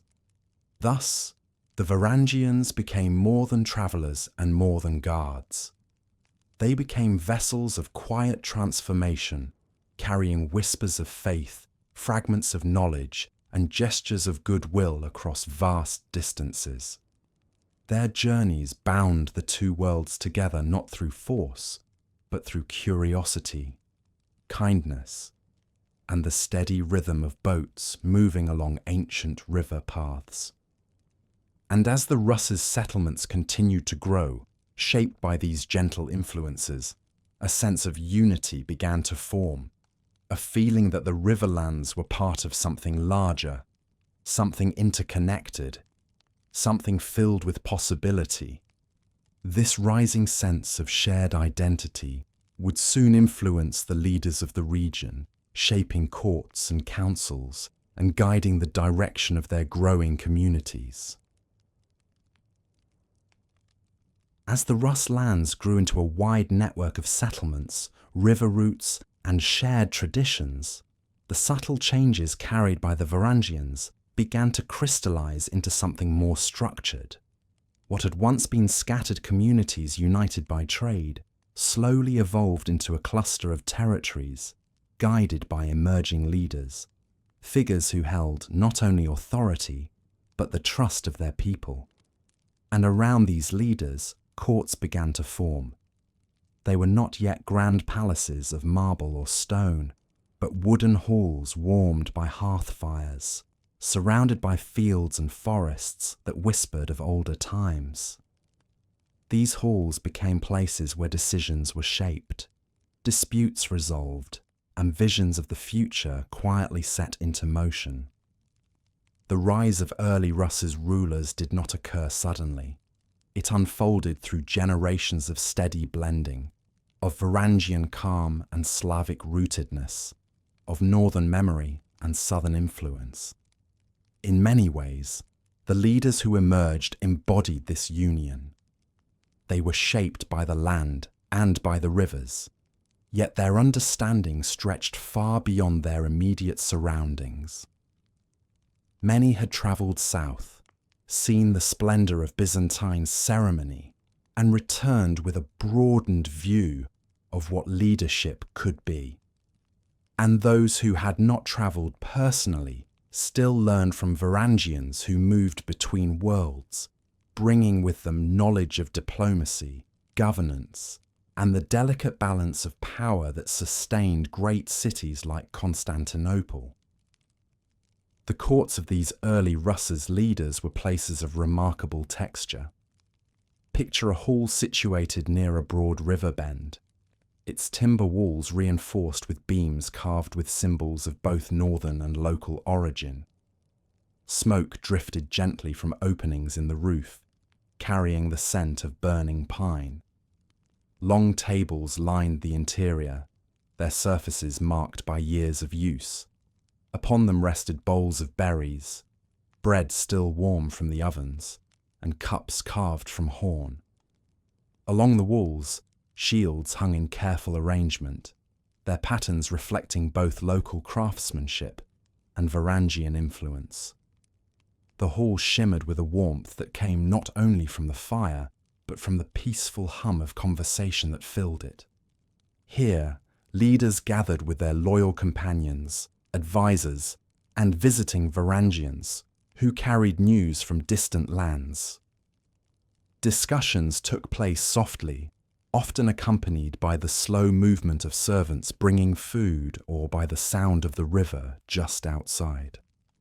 Decisions were made in this environment of shared respect, where every voice was given space and every concern considered with care.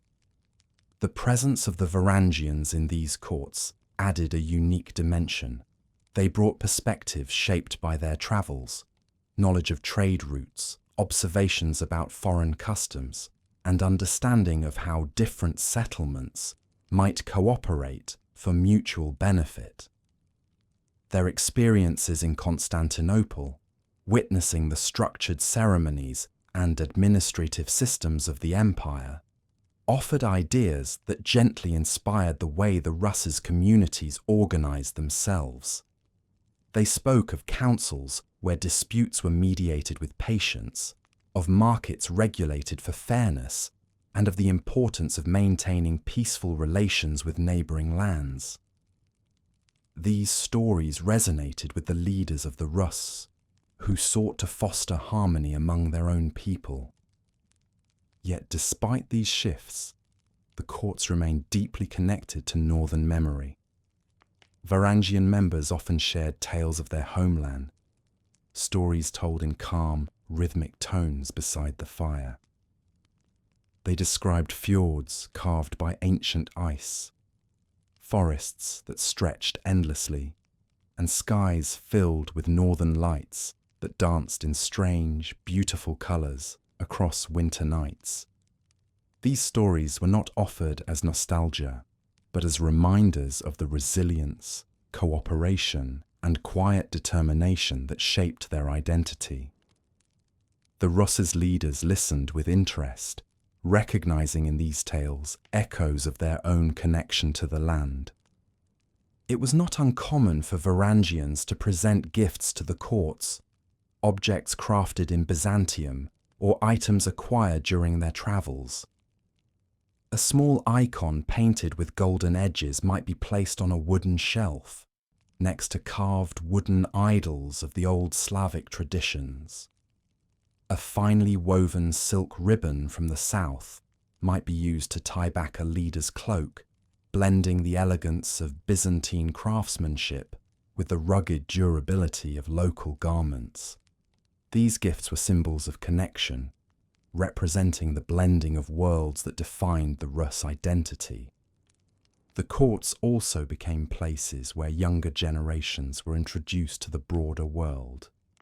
Children of local families, and sometimes of Varangian and local marriages, gathered to learn practical skills, navigation of rivers, fishing, hunting, and crafting tools. But they also learned stories of distant places, Constantinople with its golden domes, markets filled with spices and silks, and lands where deserts stretched beneath an unbroken sun. These young listeners sat in quiet rows, their eyes wide with curiosity, absorbing everything like gentle soil, receiving spring rain. The courts, in this way, nourished both tradition and possibility. Leadership among the Rus was deeply tied to the land itself. Early rulers understood the rhythms of rivers, the cycles of seasons, and the importance of honouring the people who entrusted them with authority.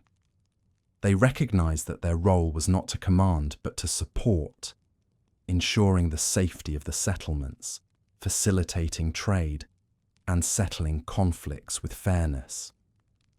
Their decisions often considered the well-being of the entire region, not just their immediate surroundings. This approach reflected both local values and lessons drawn from Byzantine governance, observed or recounted by the Varangians who travelled between these worlds. At times, the courts faced challenges that tested these emerging structures. Rival claims between settlements would arise, rooted in misunderstandings or conflicting needs. In such moments, the leaders turned to the Varangians for advice, not because the Varangians sought power, but because their experience navigating many communities made them skilled mediators. They had learned, through years of travel, that peace was more easily sustained through dialogue than assertion. Their suggestions often involved shared solutions, agreements based on cooperation, mutual support, and respect for the broader well-being of the region. These peaceful resolutions strengthened the bonds between settlements. They fostered a sense of unity among the Rus, a feeling that they were part of something greater than any single village or riverbank. Over time, this unity became one of the defining features of Rus's identity, paving the way for larger structures of governance that would emerge in centuries to come. Beyond politics and trade, the courts also nurtured spiritual change. Monks travelling from Byzantium were sometimes invited to share teachings, offering gentle explanations of their faith. These exchanges were characterized not by conversion, but by mutual respect. The monks taught the value of compassion, introspection, and community, while the Rus shared their own reverence for nature and the cycles of the earth. Small wooden churches built near the courts became meeting places where people gathered for contemplation, softly lit spaces where the old and new mingled in peace.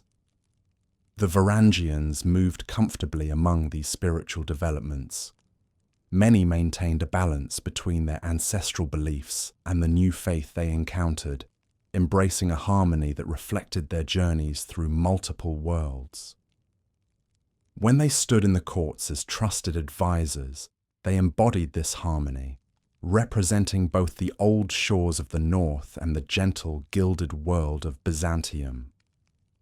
One of the most touching scenes in these halls often unfolded during winter nights. Snow would fall softly outside, settling on rooftops and tree branches. A hush would settle over the hall as the fire crackled, casting warm light across the wooden beams. The leader would sit quietly, surrounded by family, trusted companions, and Varangians who had become like kin. Stories would flow, memories of journeys, legends of ancestors, and soft reflections on the changes shaping the land.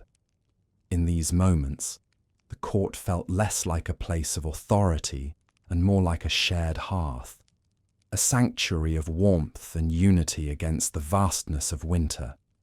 Such scenes revealed the true essence of the Rus during this period, a people defined not by conquest or domination, but by connection, through trade, through shared belief, through stories, and through the gentle, steady presence of the Varangians, who bridged their world with the wider realms beyond the horizon.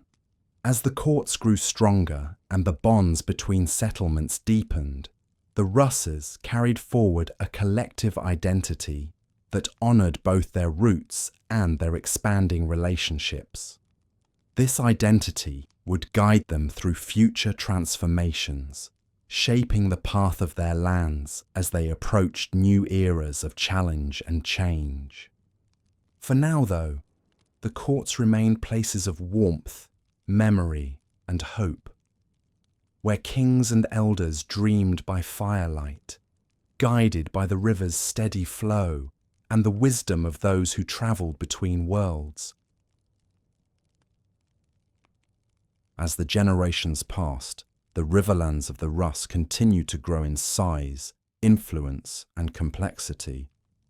The settlements that had once been small clusters of wooden homes now expanded into broad communities woven together by trade routes, shared customs, and the quiet resilience of the people who lived along the waterways. Yet, even as unity strengthened in some regions, subtle shifts began to ripple across the landscape like the first hints of evening light. Just as day moves gently toward dusk, the great river kingdoms entered a period of soft transition, a twilight marked not by sudden upheaval, but by gradual change. Old patterns began to transform, new paths emerged, and the world that the Varangians had once explored with wide-eyed wonder slowly reshaped itself into something different. These shifts were felt first along the most travelled rivers.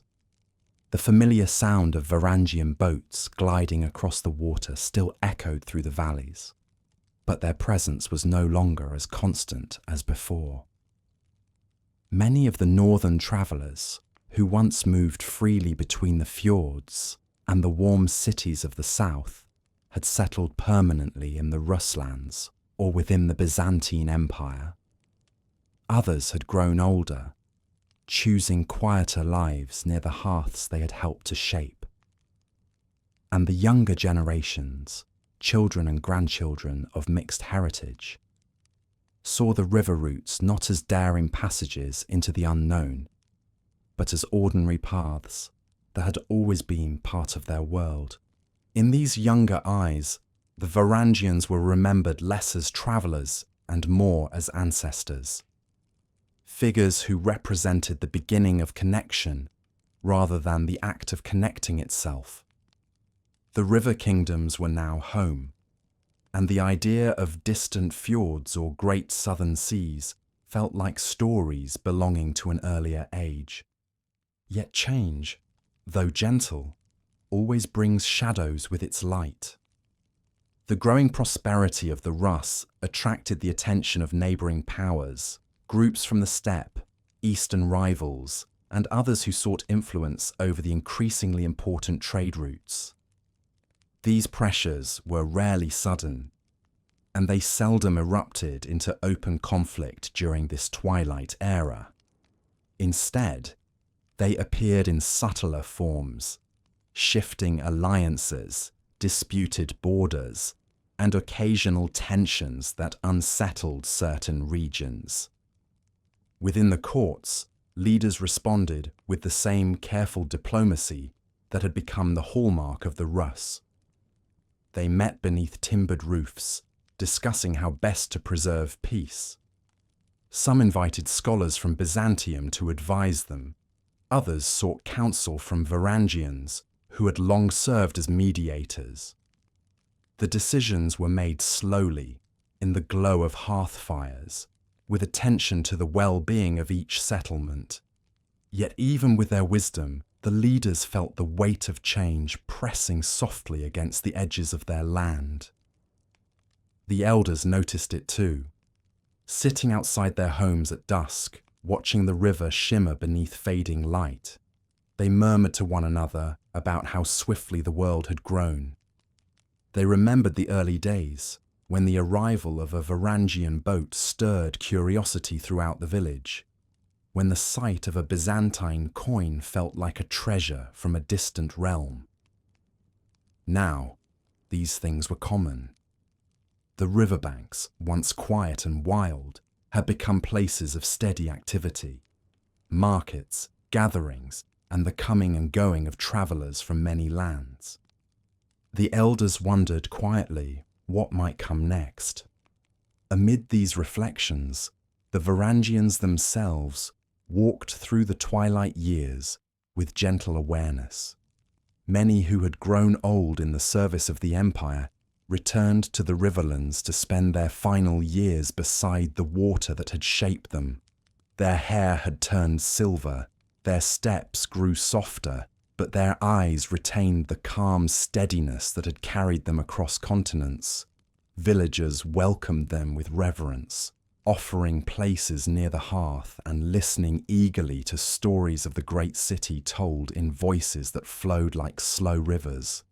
These older Varangians often spent their days near the riverbanks, carving small wooden figures or repairing fishing nets while speaking softly to curious children. They shared memories of Constantinople, the golden domes, the scent of incense drifting through high halls, the gentle ringing of church bells carried by the wind. They spoke of friendships formed in distant lands, of service that had given them purpose, and of journeys that had taught them the beauty of walking between many worlds. The children listened with wide eyes, imagining places they had never seen. But for them, these stories carried a dreamlike quality, like tales of heroes from a distant past. They did not feel the world expanding around them, because it had always been vast in their experience. The river kingdoms were no longer frontier lands touched by travellers. They were vibrant hubs of culture, anchored by generations who had blended northern resilience with southern wisdom. Still, the older Varangians could sense something shifting in the heart of the riverlands. The connections that once relied on their journeys were now sustained by new structures, local leaders, emerging towns, and established trade networks.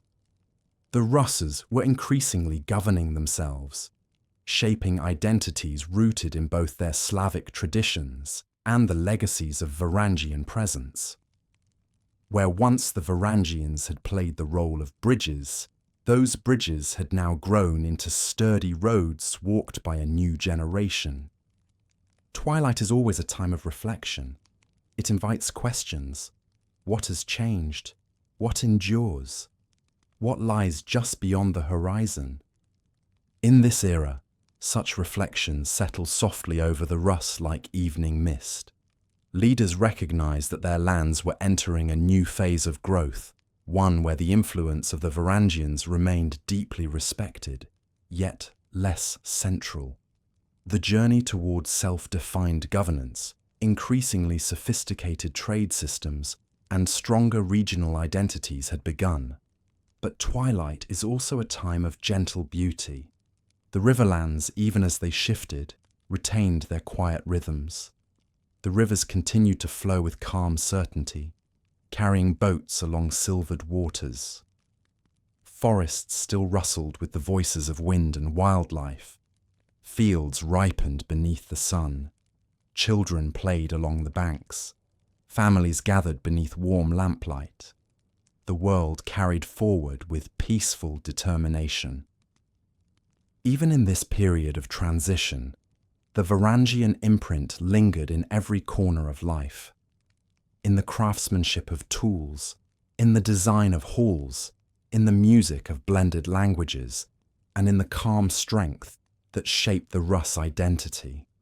It endured in shared values, cooperation, resilience, hospitality, and a quiet appreciation for the wisdom gathered across journeys. As the twilight deepened, the Varangians who remained found peace in watching this new world take shape. They knew that their role had been to open doors, to build paths where none existed, to connect rivers with seas, to merge cultures without erasing any. And now, those paths were walked by people who had never known a world without them. The river kingdoms were preparing for their next dawn, a dawn shaped more by local rulers and evolving traditions than by the wide travels of the Varangians. Yet the foundation the Varangians had built remained steady beneath it all. And so, as night softly settled over the riverlands, the Varangians sat beside glowing hearths, breathing in the gentle air of a land they had helped to shape. As twilight settled over the river kingdoms, the Varangians, once bold travellers, trusted guards, and builders of bridges between worlds, began to step quietly into the soft realm of memory. Their role in daily life, once so visible, slowly receded as new generations of Ruses shaped their own paths and identities. But even as the Varangians became fewer in number, their presence did not diminish. Instead, it transformed, lifting gently from the immediacy of everyday life and drifting upward into the stories, symbols, and traditions that would endure long after their footsteps faded from the riverbanks. This transformation unfolded gradually, like the slow deepening of dusk into night. In many river settlements, the last Varangians who had lived long lives of travel and service found growing peace in the quiet rhythms of the land. They no longer journeyed between north and south with the urgency of younger days. Instead, they walked slower paths. Paths that wound through fields at sunrise, across wooden bridges over murmuring streams. or beside hearths where grandchildren sat eagerly, listening to tales told in soft voices. These elders carried in their memories entire lifetimes of experience, yet they shared them gently, offering only what their listeners wished to hear. Some of these returning Varangians had served in Constantinople for many years. Their stories held images of marble halls, ceremonies lit by golden light, and the serene weight of the emperor's trust. Others had spent their lives navigating the river routes of the Rus, building relationships, guiding trade, and shaping communities. In their recollections, the rivers flowed like living companions, sometimes calm, sometimes challenging, always guiding them onward. The Rus listened to these memories with a sense of wonder. In the younger generations, the Varangians' tales held the enchantment of legend.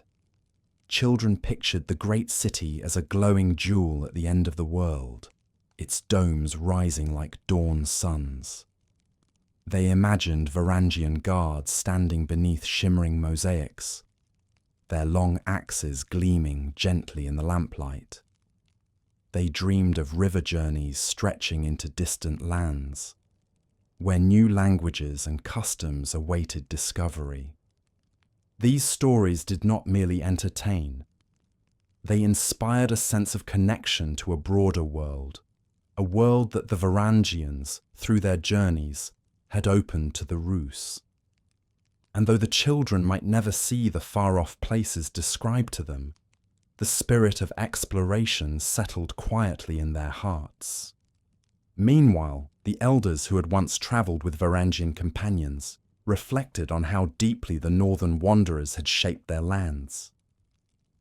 They saw Varangian influence in the architecture of halls, in the blending of customs, and even in the calm, careful way many leaders approached disputes.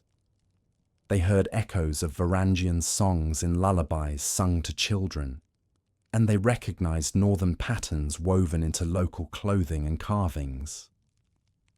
These elders smiled softly at the thought that the Varangians, though no longer as present, remained a part of the land in subtle, enduring ways. As the Varangians aged and their numbers dwindled, certain rituals emerged in their honor. When one of them passed away, villagers gathered in quiet reverence. Stories of their journeys were shared around the fire, not as grand epics, but as warm recollections of a life lived with courage and kindness. Some were buried beside the rivers they had loved. Others returned to the north near life's end, leaving behind a legacy that travelled farther than their bodies ever could. Can you imagine such a farewell? A calm evening, the river reflecting soft hues of lavender and gold, a small gathering of family and friends, the gentle sound of oars dipping in the water as a boat carries a Varangian elder to a chosen resting place.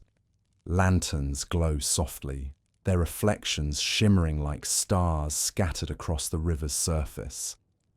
The air holds a peaceful stillness, a recognition that the man or woman being honoured lived a life filled with exploration, service, and connection. In many households, Varangian keepsakes, axes worn smooth by years of service, polished bracelets from Byzantium, or small wooden carvings shaped during quiet moments, were passed down as treasured family heirlooms. These objects became symbols of identity, reminders of an age when rivers opened routes to wonder, and when strangers arrived from distant coasts to become kin. Over time, these keepsakes sparked stories, and the stories became woven into the lore of the Rus. The Varangians shifted from historical figures into legendary ones, remembered not only for their journeys, but for their character, their resilience, fairness, loyalty, and gentle strength. Songs were composed to honour them, soft melodies sung during winter gatherings or quiet festivals. These songs did not speak of battles or conquest. Instead, they told of long voyages under starlit skies, of friendships forged far from home, and of the Varangians' unwavering dedication to the people and lands they had come to love. With each passing generation, the stories grew more poetic. The Varangians became figures of mythic calm, northern travellers guided by fate, who journeyed across rivers and seas to bring unity to distant lands.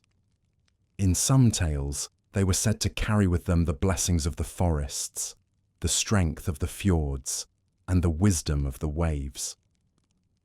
Children listened with wide eyes, imagining these figures not as men and women, but as gentle heroes who walked between worlds with hearts full of wonder.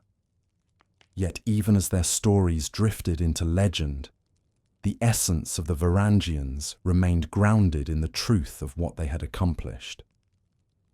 Their journeys had connected distant places. Their presence had fostered peace. Their service in Constantinople had brought honour not only to themselves, but to the lands of the Rus. And their quiet guidance had helped shape early courts, communities, and cultural exchanges. Their influence extended even into the evolving spirituality of the riverlands. Many of the small wooden churches built in the Rus bore design elements inspired by Byzantine styles, arches carved with softened edges, icons painted with gold-framed halos, and windows positioned to catch morning light. The Varangians had not imposed these styles, but their presence had introduced the inspirations that local artisans embraced in their own ways. As twilight grew deeper over the river kingdoms, the Varangians' role in daily governance and trade finally gave way to new leaders and new structures. Yet their legacy was woven so deeply into the land that even without their physical presence, their spirit lingered in every village, every hall, and every river path. Some said that during quiet nights, when the river was still and the moon hung low, you could almost hear the faint echo of oars dipping into water, ghostly reminders of the longboats that once glided under the stars. Others believed that the calm determination seen in many Rus's leaders was a reflection of Varangian guidance passed down through generations. And as the world changed, new powers rising, new paths forming, the Varangians remained steadfast in memory. They were remembered not as conquerors or rulers, but as travellers who brought understanding. They were honoured not for dominance, but for connection, and they were cherished not for the stories told about them, but for the gentle imprint they left on the hearts of the people. Thus, from warriors and wanderers, the Varangians became something timeless, figures of legend, symbols of unity, and whispers of courage carried in the river winds. Their fading into myth marked not an end, but a transformation. The riverlands moved steadily into new eras, shaped by shifting alliances, rising cities, and the growing sophistication of courts and trade networks. Yet through all these changes, the memory of the Varangians remained like a soft echo, never loud, never dominant, but always present, woven through the quiet fabric of the people's identity. What had begun as a journey of northern travellers had become a legacy held not in monuments or grand inscriptions, but in the hearts and customs of those who lived along the rivers. By this time, the last Varangians who had walked the halls of Constantinople or guided boats across vast distances had long since settled into peaceful rest. Some were buried beneath ancient pines in the north, where the wind whispered through the branches like a gentle lullaby. Others rested in the riverlands of the Rus, their graves marked by simple stones placed near flowing water. and a few remained in the lands of Byzantium itself, their stories preserved in softened fragments within the empire's memories. But wherever they lay, their presence lingered, felt most strongly in the gentle continuity of culture, trade, and tradition. In the Rus's lands, the generations that followed inherited a world already transformed by the Varangian centuries of movement. Stone churches rose in places where wooden shrines had once stood, their bells calling out softly across the fields at dawn and dusk. Markets bustled with goods from distant places, their stalls filled with fabrics, pottery, and delicacies from lands many villagers would never see with their own eyes. Leaders gathered in halls that blended northern strength with southern grace, their decisions shaped by a growing sense of unity and purpose. The Varangians were no longer visible, but the paths they carved remained steadfast. Their influence lived in the river routes that linked region to region, each bend and crossing bearing the imprint of journeys taken long ago. It lived in the diplomacy that guided leaders toward negotiation instead of conflict, remembering the Varangians' calm approach to finding peaceful solutions. It lived in the craftsmanship of tools and ornaments, where northern simplicity mingled beautifully with Byzantine detail. And it lived in the stories told around hearths during long winter nights, stories that were no longer entirely historical, but gently touched by the glow of legend. In these stories, the Varangians appeared not as conquerors or feared warriors, but as guardians, travellers, and quiet intermediaries between worlds. Children imagined them rowing across starlit waters, their longboats gliding like silver shadows. They pictured them standing beneath golden domes in distant cities, their hearts steady and their spirits curious. They imagined them speaking with leaders, helping shape choices that would echo far into the future. And always in these tales the Varangians carried a sense of calm purpose, a reminder that journeys taken with respect and openness can change not only landscapes, but lives. As time continued its steady flow, new peoples and new powers rose along the rivers.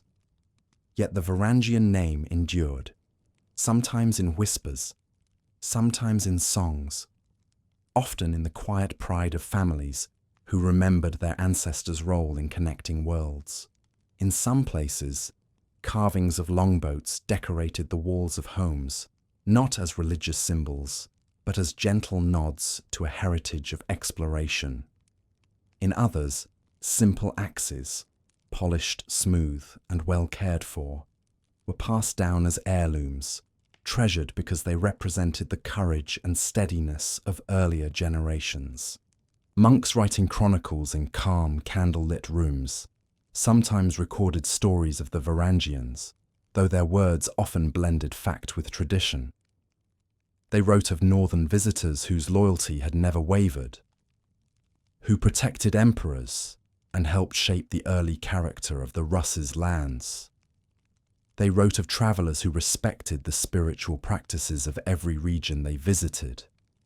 Forest groves in the north, river shrines in the Rus, and luminous churches in Byzantium. These chroniclers captured the essence of the Varangian spirit, even when the precise details of their lives had softened with time.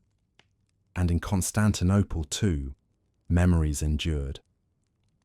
Some of the older halls still retained carvings or inscriptions hinting at the Varangian Guard's presence.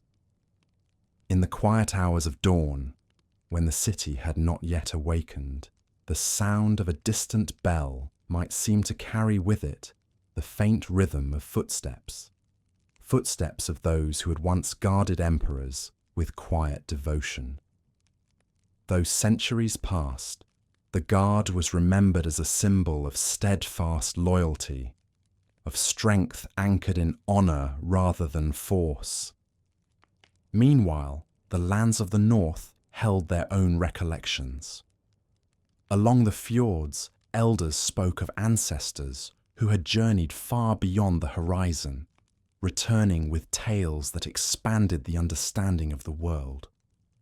The longboats that remained, resting on grassy slopes or preserved in quiet halls, were treated with reverence, not as relics of war, but as vessels that had carried curiosity, courage, and connection across vast distances.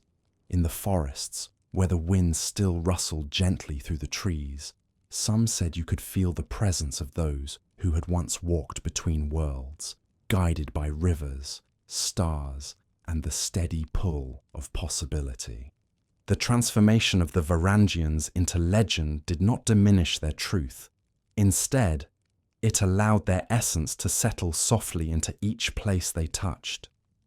Their real histories, full of trade, travel, negotiation, and peaceful service, became more beautiful in memory, carried in the hearts of those who came after them.